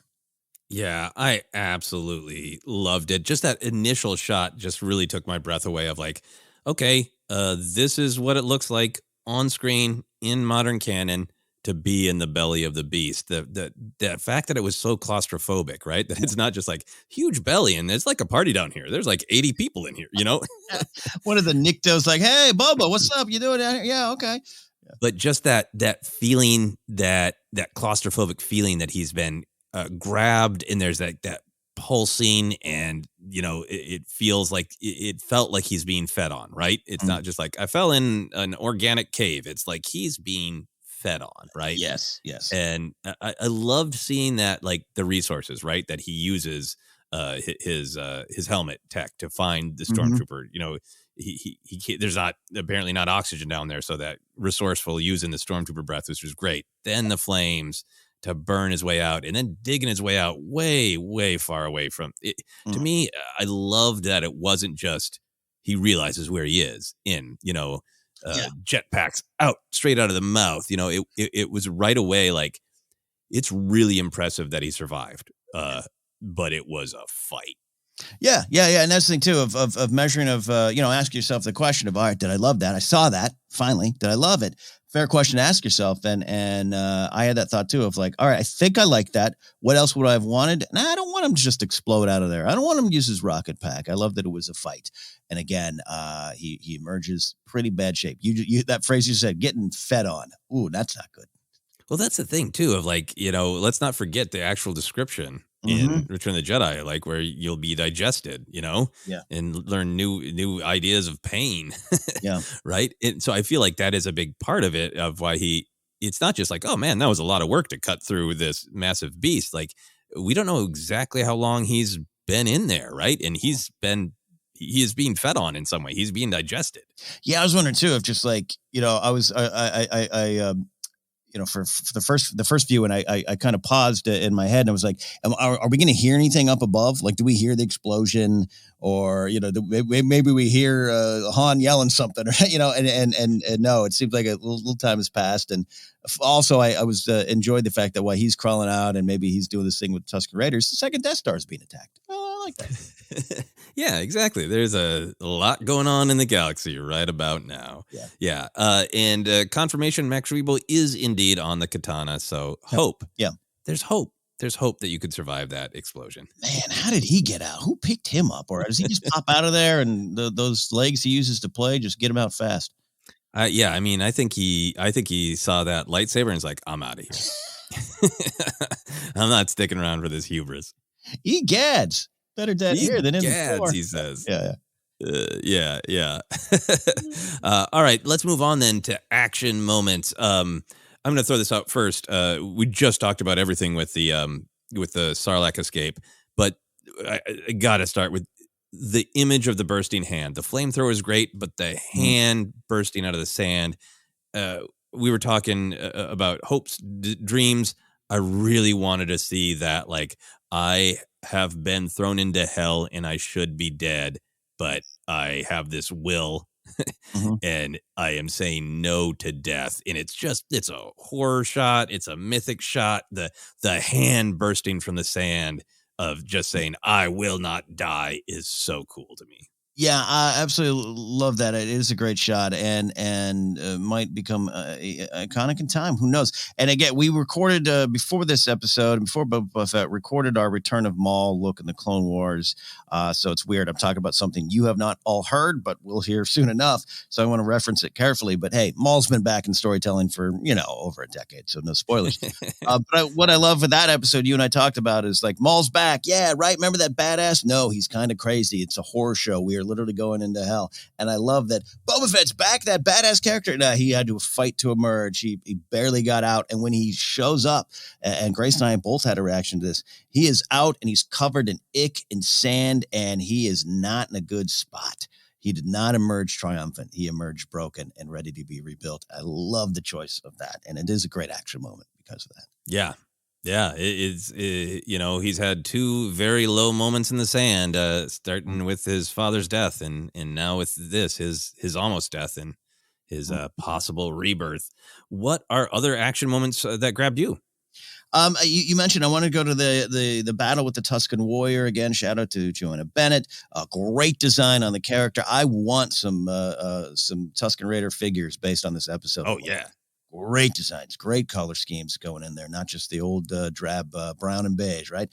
No, they are lined in that shot where they have tracked him and like, all right, you want to escape? Let's see. When they're all lined up, it's just like, I want that pack. Yes, yeah. There all you go. Yeah. Boba being unable to defeat the Tusken Warrior. You said it, the weapon of a child in his hand, and this big, strong, badass from the known all around the galaxy is not himself and can't do it. And it doesn't take away from the Tusken Warrior's skill. I refer to her as well as the Tusken champion, right? Like, this is the champion of the camp, of the village here. And even when in initial shots, when you first got to see them, the chief and the warrior, and how the warrior's just kind of like, almost like, when do I get to fight him? Right? I mean, some energy there. That there's a real I know not everybody loves the return scene in Special Edition of New Hope when Jabba is confronting Han, but the way Boba's standing there, like waiting for Jabba to say, like, take him out. Yeah, there's a similar vibe with this warrior, this champion of like, do you want me to? Okay, cool. Yep. No, it's not time. It's not time. So anyways, I love the fight. I love the action. I love the pathetic nature of Boba Fett in this moment, because he's not at full strength. He's not fighting. He's in that onesie. He's in the Boba Fett onesie. And I just liked it for what it was, both the action and I guess I should say the inaction from Boba Fett. Yeah, I mean, it is one of those things that's got that great tension of like, what Boba does is pretty impressive. He is been through hell in the belly of the Sarlacc. He's been dragged through the sand. He's dehydrated, and he still puts up that good of a fight, and gets up a couple times after being smacked pretty damn bad. It's a cool fight for like, come on, Boba Fett. I guess that was pretty good given the circumstances. Yeah. I think for me, one of my favorite beats is seeing Gamorrean guards successfully guard someone. Okay, that was my next moment. Oh my gosh, love it. Frank Trigg and Colin Himes play the Gamorrean guards. Let me just say this, Joseph, as someone who's in his mid-40s, who lifts weights every day but also eats every day, finally to see myself on screen. Just absolutely love the Gamorrean guards racing into that battle. Yeah. I liked that the choice to not have them in huge suits, but to have human beings, that can move and fight and act. And yeah, it was just kind of triumphant and fun for knowing them as Gamorrean guards. That's they're known forever, and just some cool actual beats of like when they really take the just punching the assassins and they just crumble. No, they're good. Yeah, no, they're vicious and they're good and they're strong and they save the day. And again, a lesson of Boba Fett to kind of be rewarding here. We'll see how it plays out, but I love that there. Yeah, absolutely. So what are some more for you? It's one that we'd seen in the trailer, but it's also an echo, a little poetry, a little rhyme to the Mando episode. But just I do think I love Fett and his downward hammer hits. Very much more Morrison in those moments, and just that like the eyes bulge, and it's a great angle. I want to see that every episode. Oh yeah, no, I have screenshot that like 3 different times. Like it's okay, you have a screenshot of that. I think also it is that defiance, right? Because he is on his heels this entire episode in flashbacks and in this, except for his defeat of the actual monster at the end there.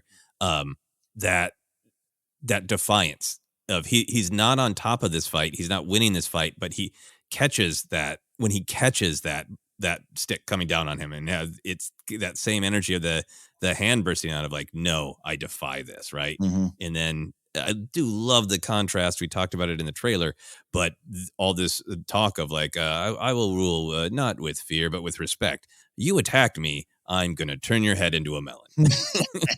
I have no compulsion about that. The respect conversation has passed, and I'm going to remove your entire skull. Yeah. For knowledge and defense, that's what the Jedi say. Well, we're past that. Yep, in a good old disintegration. Yeah. Oh, yeah. Poof. Yeah. I also loved all of the Star Wars parkour across Mos Espa. That was some really cool flips and flying. But I think my favorite beat is, Fennec seems like she's a little clearer on what's going on with her, and she's a little sharper, right? Mm-hmm. So I love that. You had that moment when she kind of corners the two of like, ooh, is this going to be a big fight? And I love that she handles them real quickly and then makes her point. Yeah. But just I make eye contact with you and it's really got that. Are you looking at me? Are you looking at me? Yeah. And then kicks the guy off the roof. Love it. It's like she's choosing, 1, 2, 3. You're the one that's going to survive and be my prisoner. Love it. And I love the moment before. It's not necessarily an action moment, but it sets up the action. I love when Boba kind of looks at her and is like, Fennec, alive. I know what you're capable of. We need one alive. Yep. And it is, and she, follows that, right? And I feel like that's what that kick off the roof was about. Is like, I want you to submit because I want to see the other option. Yeah.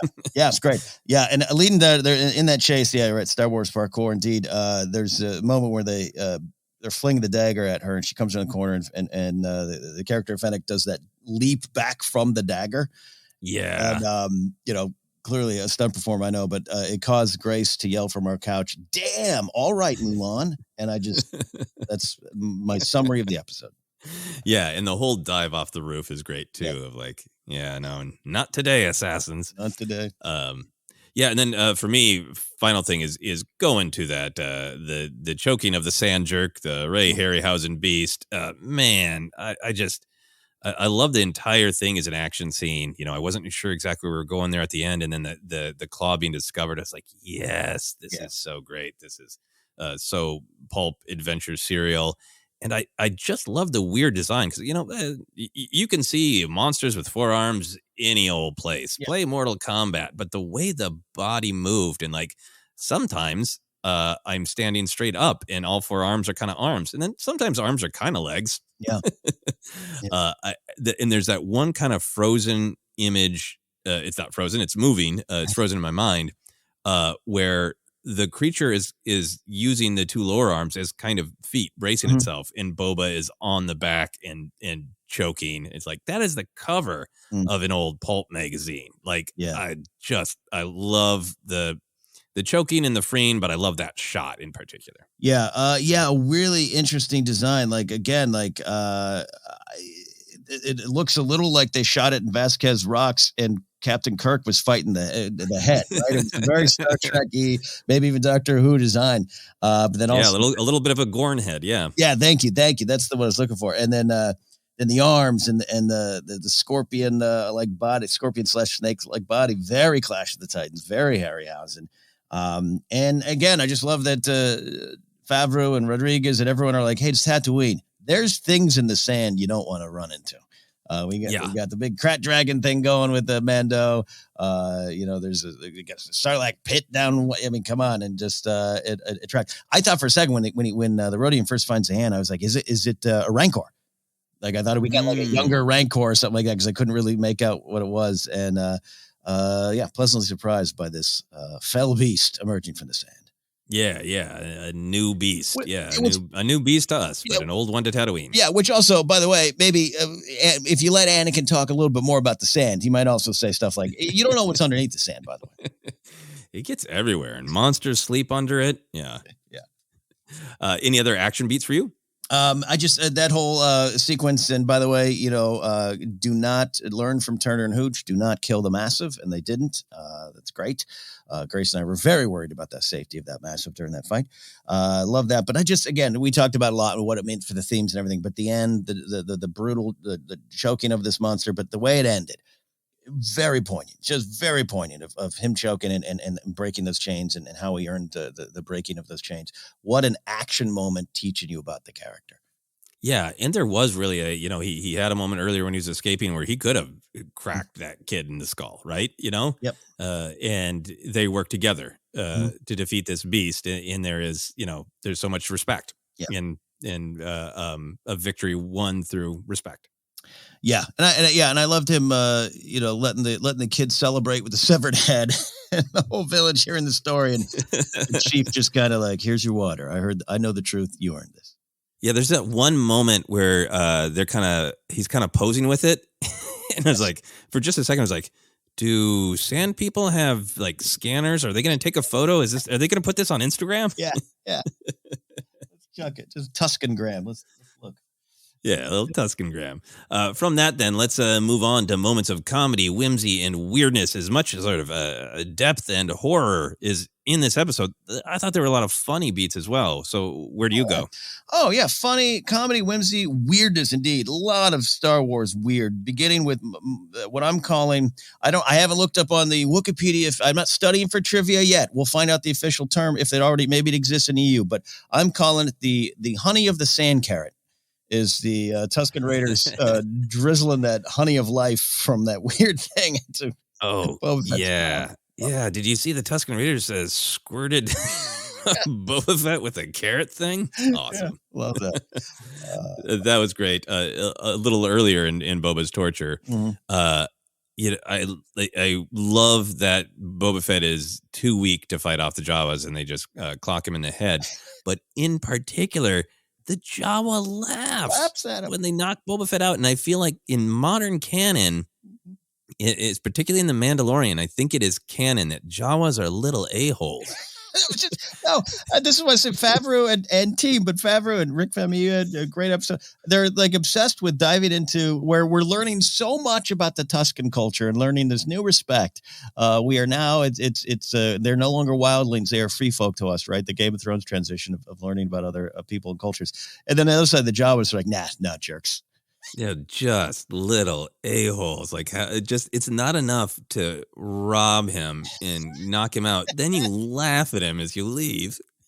Yeah, they're sitting up on top of their sand crawlers on that patio furniture they all have up there, and they're just laughing at everyone down below. Just pointing at people. Yeah. Yelling, Suka. Yeah. Suka. All right, what were some other comedy moments for you? Love a lot of the dialogue you mentioned. I did love the. That's weird. I used to work for him. It's even weirder for him. Yes, I love that. Who hasn't experienced that on both sides of the corporate ladder struggle in life? Your assistant becomes your manager, or the other way around. Love that there, and even then following it up with even when a Trandoshan pays you a compliment, it sounds like a threat. Just a very good old school Star Wars joke. Yeah, that is nice and straightforward. I can see people being there being discussions and different strong opinions about the major domo of the mayor of Mok Shay's their delivery, but I really thought it was great. The sort of haughty, like, I'm kind of saying words of respect, but I'm doing everything I can to communicate through body language and tone that I have absolutely no respect for you. Yeah. It was really funny to me. In particular, this is not a funny line on the page. It was funny only through delivery when he's talking to Fennec and says, the mayor's heartfelt welcome and regrets that he's been drawn away, milady. Yeah. It's just really like, you do not deserve the respect of this title. Yeah, and loved it. So this is a couple episodes ago. I said I thought it was David Pasquesi, and it's the only thing I've gotten right in Star Wars Prediction Land. It is, and a great performer, comes out of Second City, been around for a while. A lot of people might know him from Veep. Most recently is Selena Meyer's husband, and he's great. He's such a great performer. And yeah, you're right, because we're used to, even though Vanessa Marshall is Hera and everything, we're used to Cham Syndulla and used to seeing Twi'lek's speaking, even Jennifer Beelson's episode is great, but Major Domo, Bib Fortuna, Dewana Wanga, like we might be used to that. He comes in, which is very straight, almost like he's in an episode of Veep or The Office. So I understand that it might be a little different, but there was so much humor and he played it so well. I love the exchange. Tell the mayor I'm here. He knows. Yes. He knows. Yes, he knows, and he doesn't. That's why he didn't come. Yes, and the final line of turning around and going, I would not be surprised if you receive another delegation in the near future.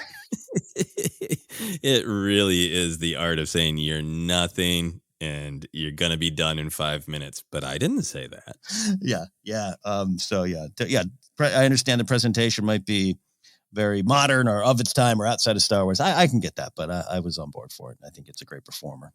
Yeah, it really worked for me because Boba is learning the ropes and he's so sincere about wanting to rule with respect. And here he is being so blatantly, horrifically disrespected that for me, the comedy has meaning.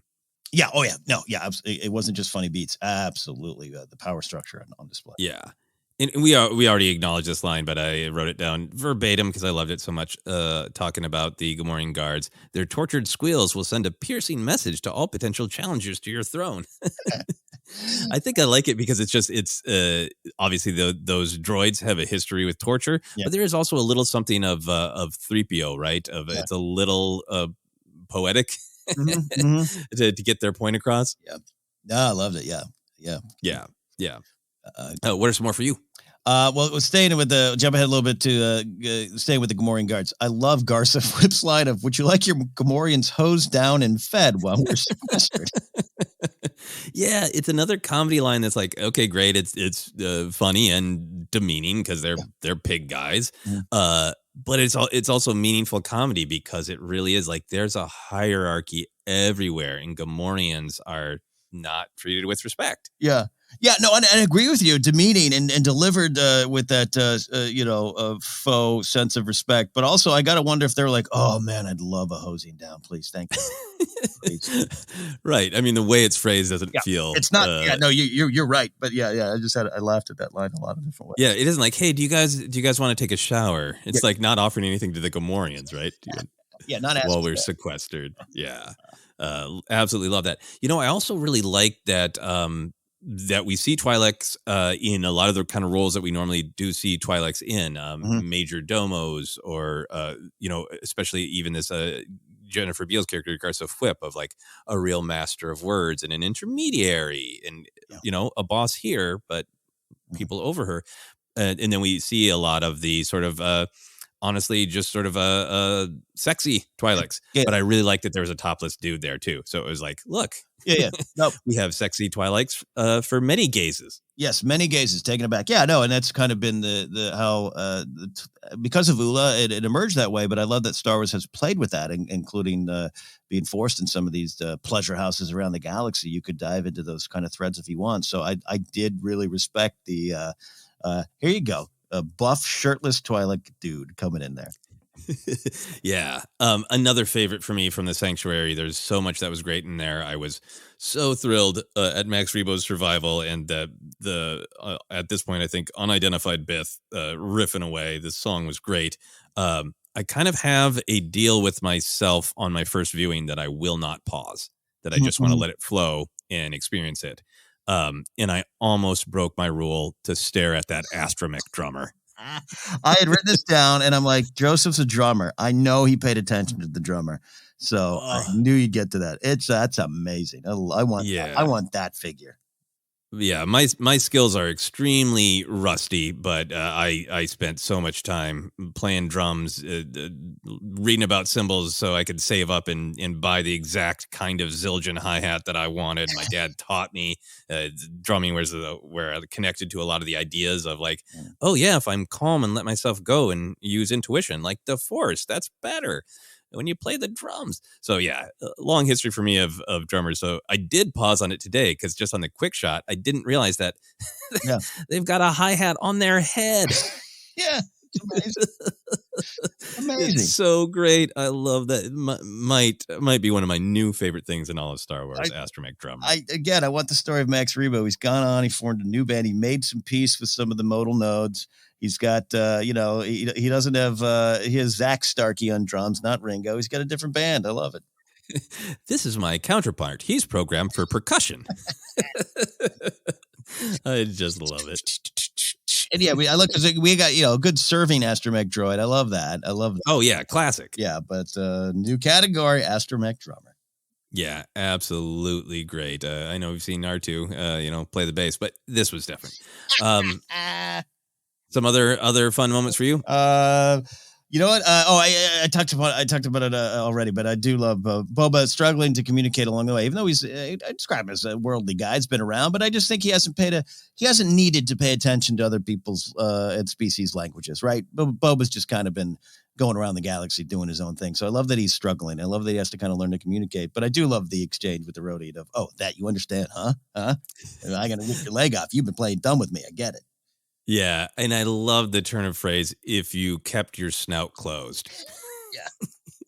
So we got all these different great aliens, harkening back to the first film with the Aqualish and the Rhodians. Like, they don't have... Those are different mouths. That's a snout that he spouted off on. I love it. Yeah. Final one for me is I love when the Massive is staring at Boba as he's digging. Boba says, "No hard feelings, mate." Yes. Straight from the wonderful land of New Zealand with that line. Love that one. Yeah, absolutely. But it is like, I've been going on about Boba kind of seeing himself in the child, the warrior, the leader. But there's a little bit also of like the the beaten down, pet. That they're on the same wavelength there. Like, come on, man. I just knocked you out and then petted you. I could have. Yeah. I could have done worse. Remember? He's definitely the pet of that Tusken child. But I would, if we get a lot more Tusken Boba flashback content this season, I hope he forms a better relationship and they actually go out on little missions together, because I would love that figure set as well. Oh, I think there's a massive bonding for sure. Absolutely. Any other comedy moments for you?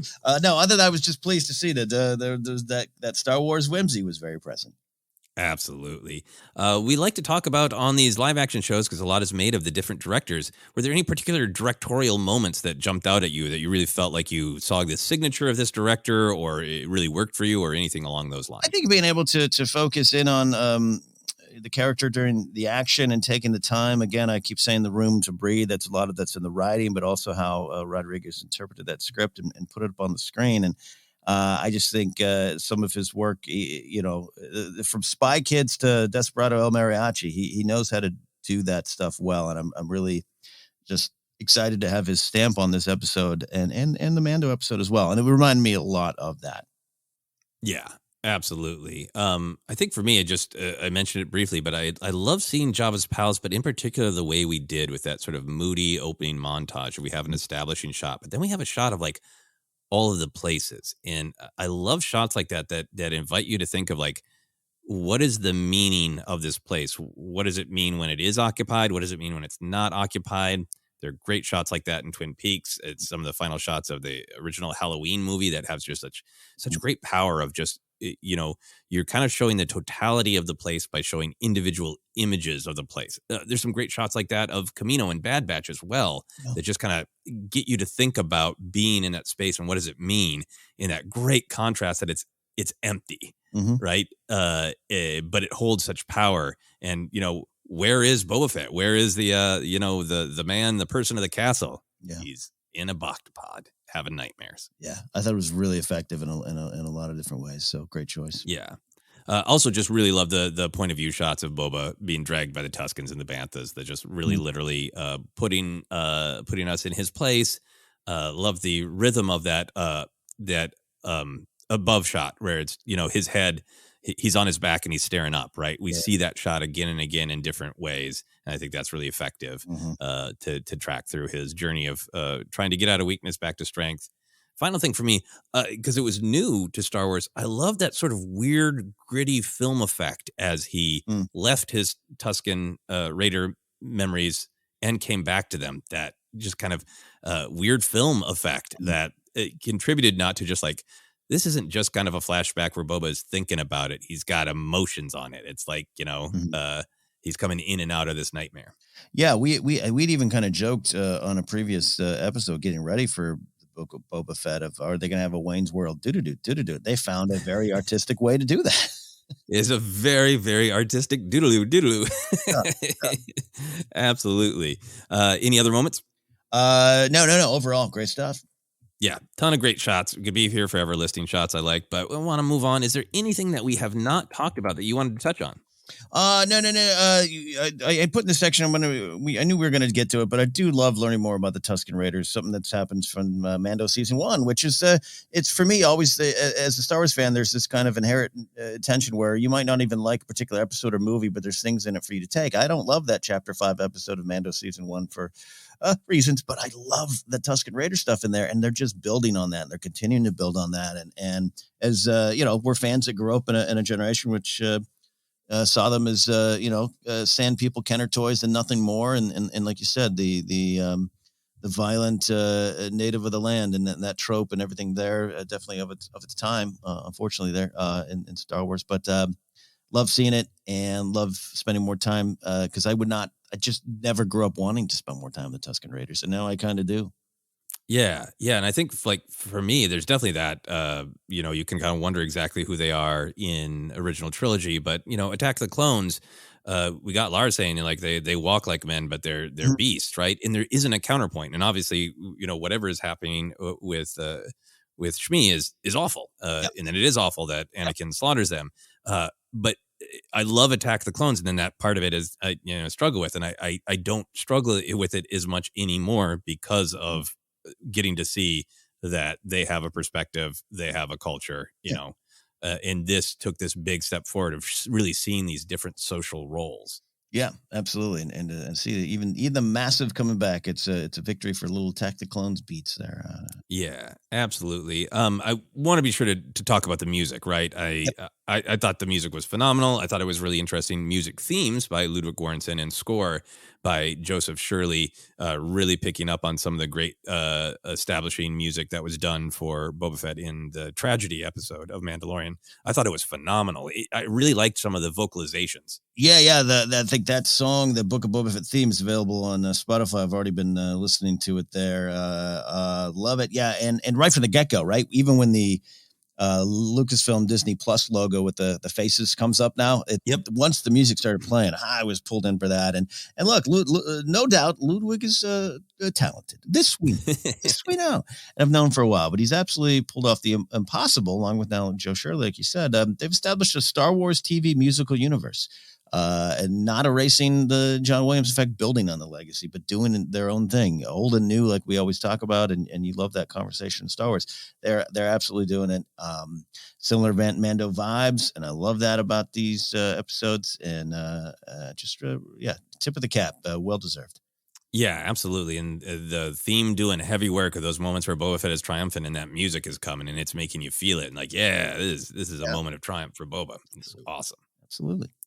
So as we wrap up here, any predictions or hopes for next week? And we will tag this also with a spoiler warning. We heard a couple listeners who are not watching any of the teasers or commercials. As we talk about predictions or hopes for next week, there's obviously some scenes in those that we haven't seen yet. So if you don't want to hear any discussion, now is probably a good time to tap out for a few minutes. Tap out indeed.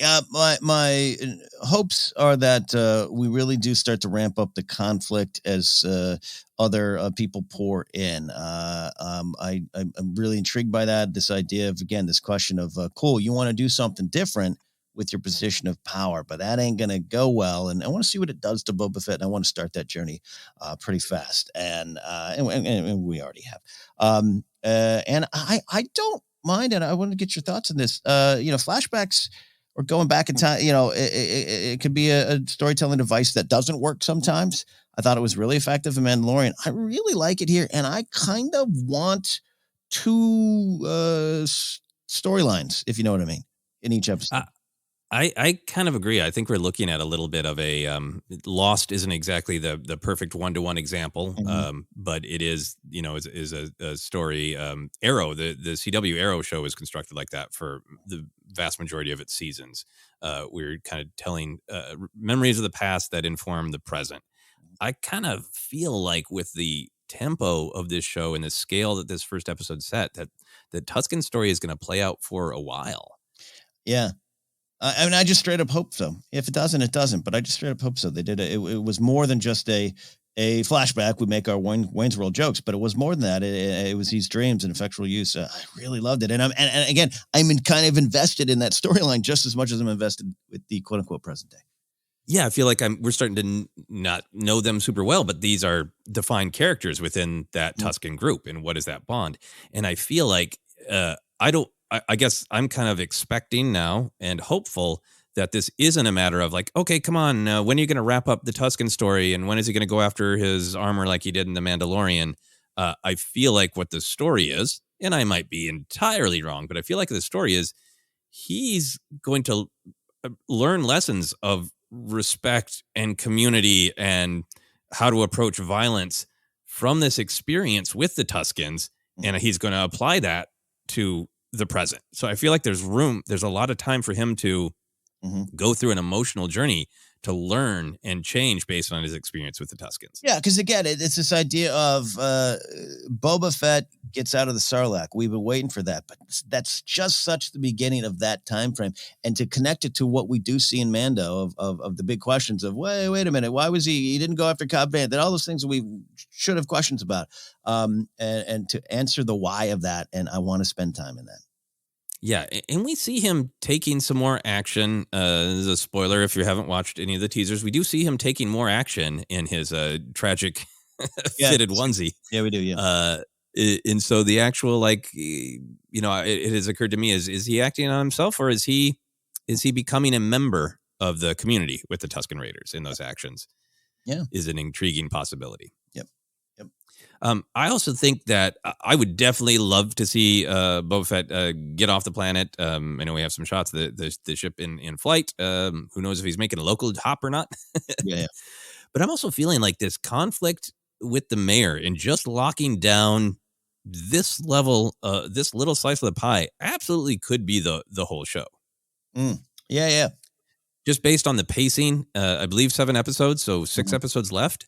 I feel like there's a possibility that this is just him, like maybe the conflict with the mayor, and if that is the main person, and whatever the Nikto gang represents, all that stuff could be, that's the conflict of this show. I could get behind that in the idea of maybe, down the line you come back with the reign of Boba Fett. Again, I don't know if he even survives this show. I don't know why I've mentioned that twice. I don't know why I'm obsessed with the idea of Boba Fett dying. I'm not. I'm rooting for him, but just to see what happens here in this journey. But yeah, that's I could see that. I could get on board with that. Yeah, I thought a really interesting thing is they are using a real world word to describe his position, his level of the Japanese word daimyo. I hope I'm saying that correctly. And I looked that actual word up. I love when Star Wars pulls in real words like Praetorian, right? And then they fit into this space fantasy. But the meaning in the real world is, one of the great lords who were vassals of the shogun. And Wikipedia says daimyo were powerful Japanese magnates, feudal lords who ruled most of Japan from their vast hereditary land holdings. They were subordinate to the shogun and nominally to the emperor and the kuge. So if that word is being used in the same context of real world, this isn't Boba Fett going, hey, this is my crime empire. This is like, I'm inserting myself on this rung of the ladder. Interesting, yeah. If that word is being used in the same way, that's really telling and interesting to me. Almost as if there's correct me if I'm wrong here, like a little bit of service built into that title of power. Yeah. And it's like, it's not like he's like, I'm the one and only, I call the shots. It's like, I am taking over this territory, but I still got somebody above me to answer to once I successfully do that. Yeah. And that person is Carson Teva. No? Oh. Exactly. Carson Teva and Cad Bane are working together. And Boba Fett's going to have to pay tribute. Our wild, wild prediction.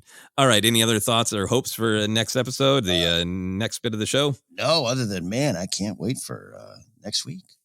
Yeah, me too. So we mentioned as we went along what kind of action figures we need out of this show, but we always like to close with the fun question of what toys or merch or anything inspired by this episode would you like?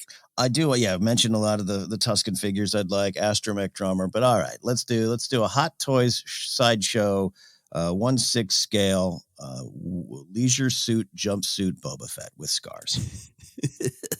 Absolutely, I want that. I really do want the Max Rebo band set to get that, just like I had when I was a kid, but now it comes with an Astromech drummer. This be still my heart. I want that so much. I would also like as merch a Bactapod, not a toy, but an exact replica. Of Boba's with actual Bacta technology. I mean, he's having a rough time in there. He's working through some feelings, but it also looks like, man, I would like to be in a Bactapod. Not for me. I don't even take baths. So, you enjoy yourself in there. I'll wake you up when the meeting starts. Yeah. And this is one that I don't think I'm going to purchase, but I think somebody is probably going to gift to you, Ken, is the Lego set of the inside of the Sarlacc. Oh, yeah, we definitely need that. Yeah. Interior Sarlacc belly Lego set. Including the fed-on Stormtrooper. Exactly.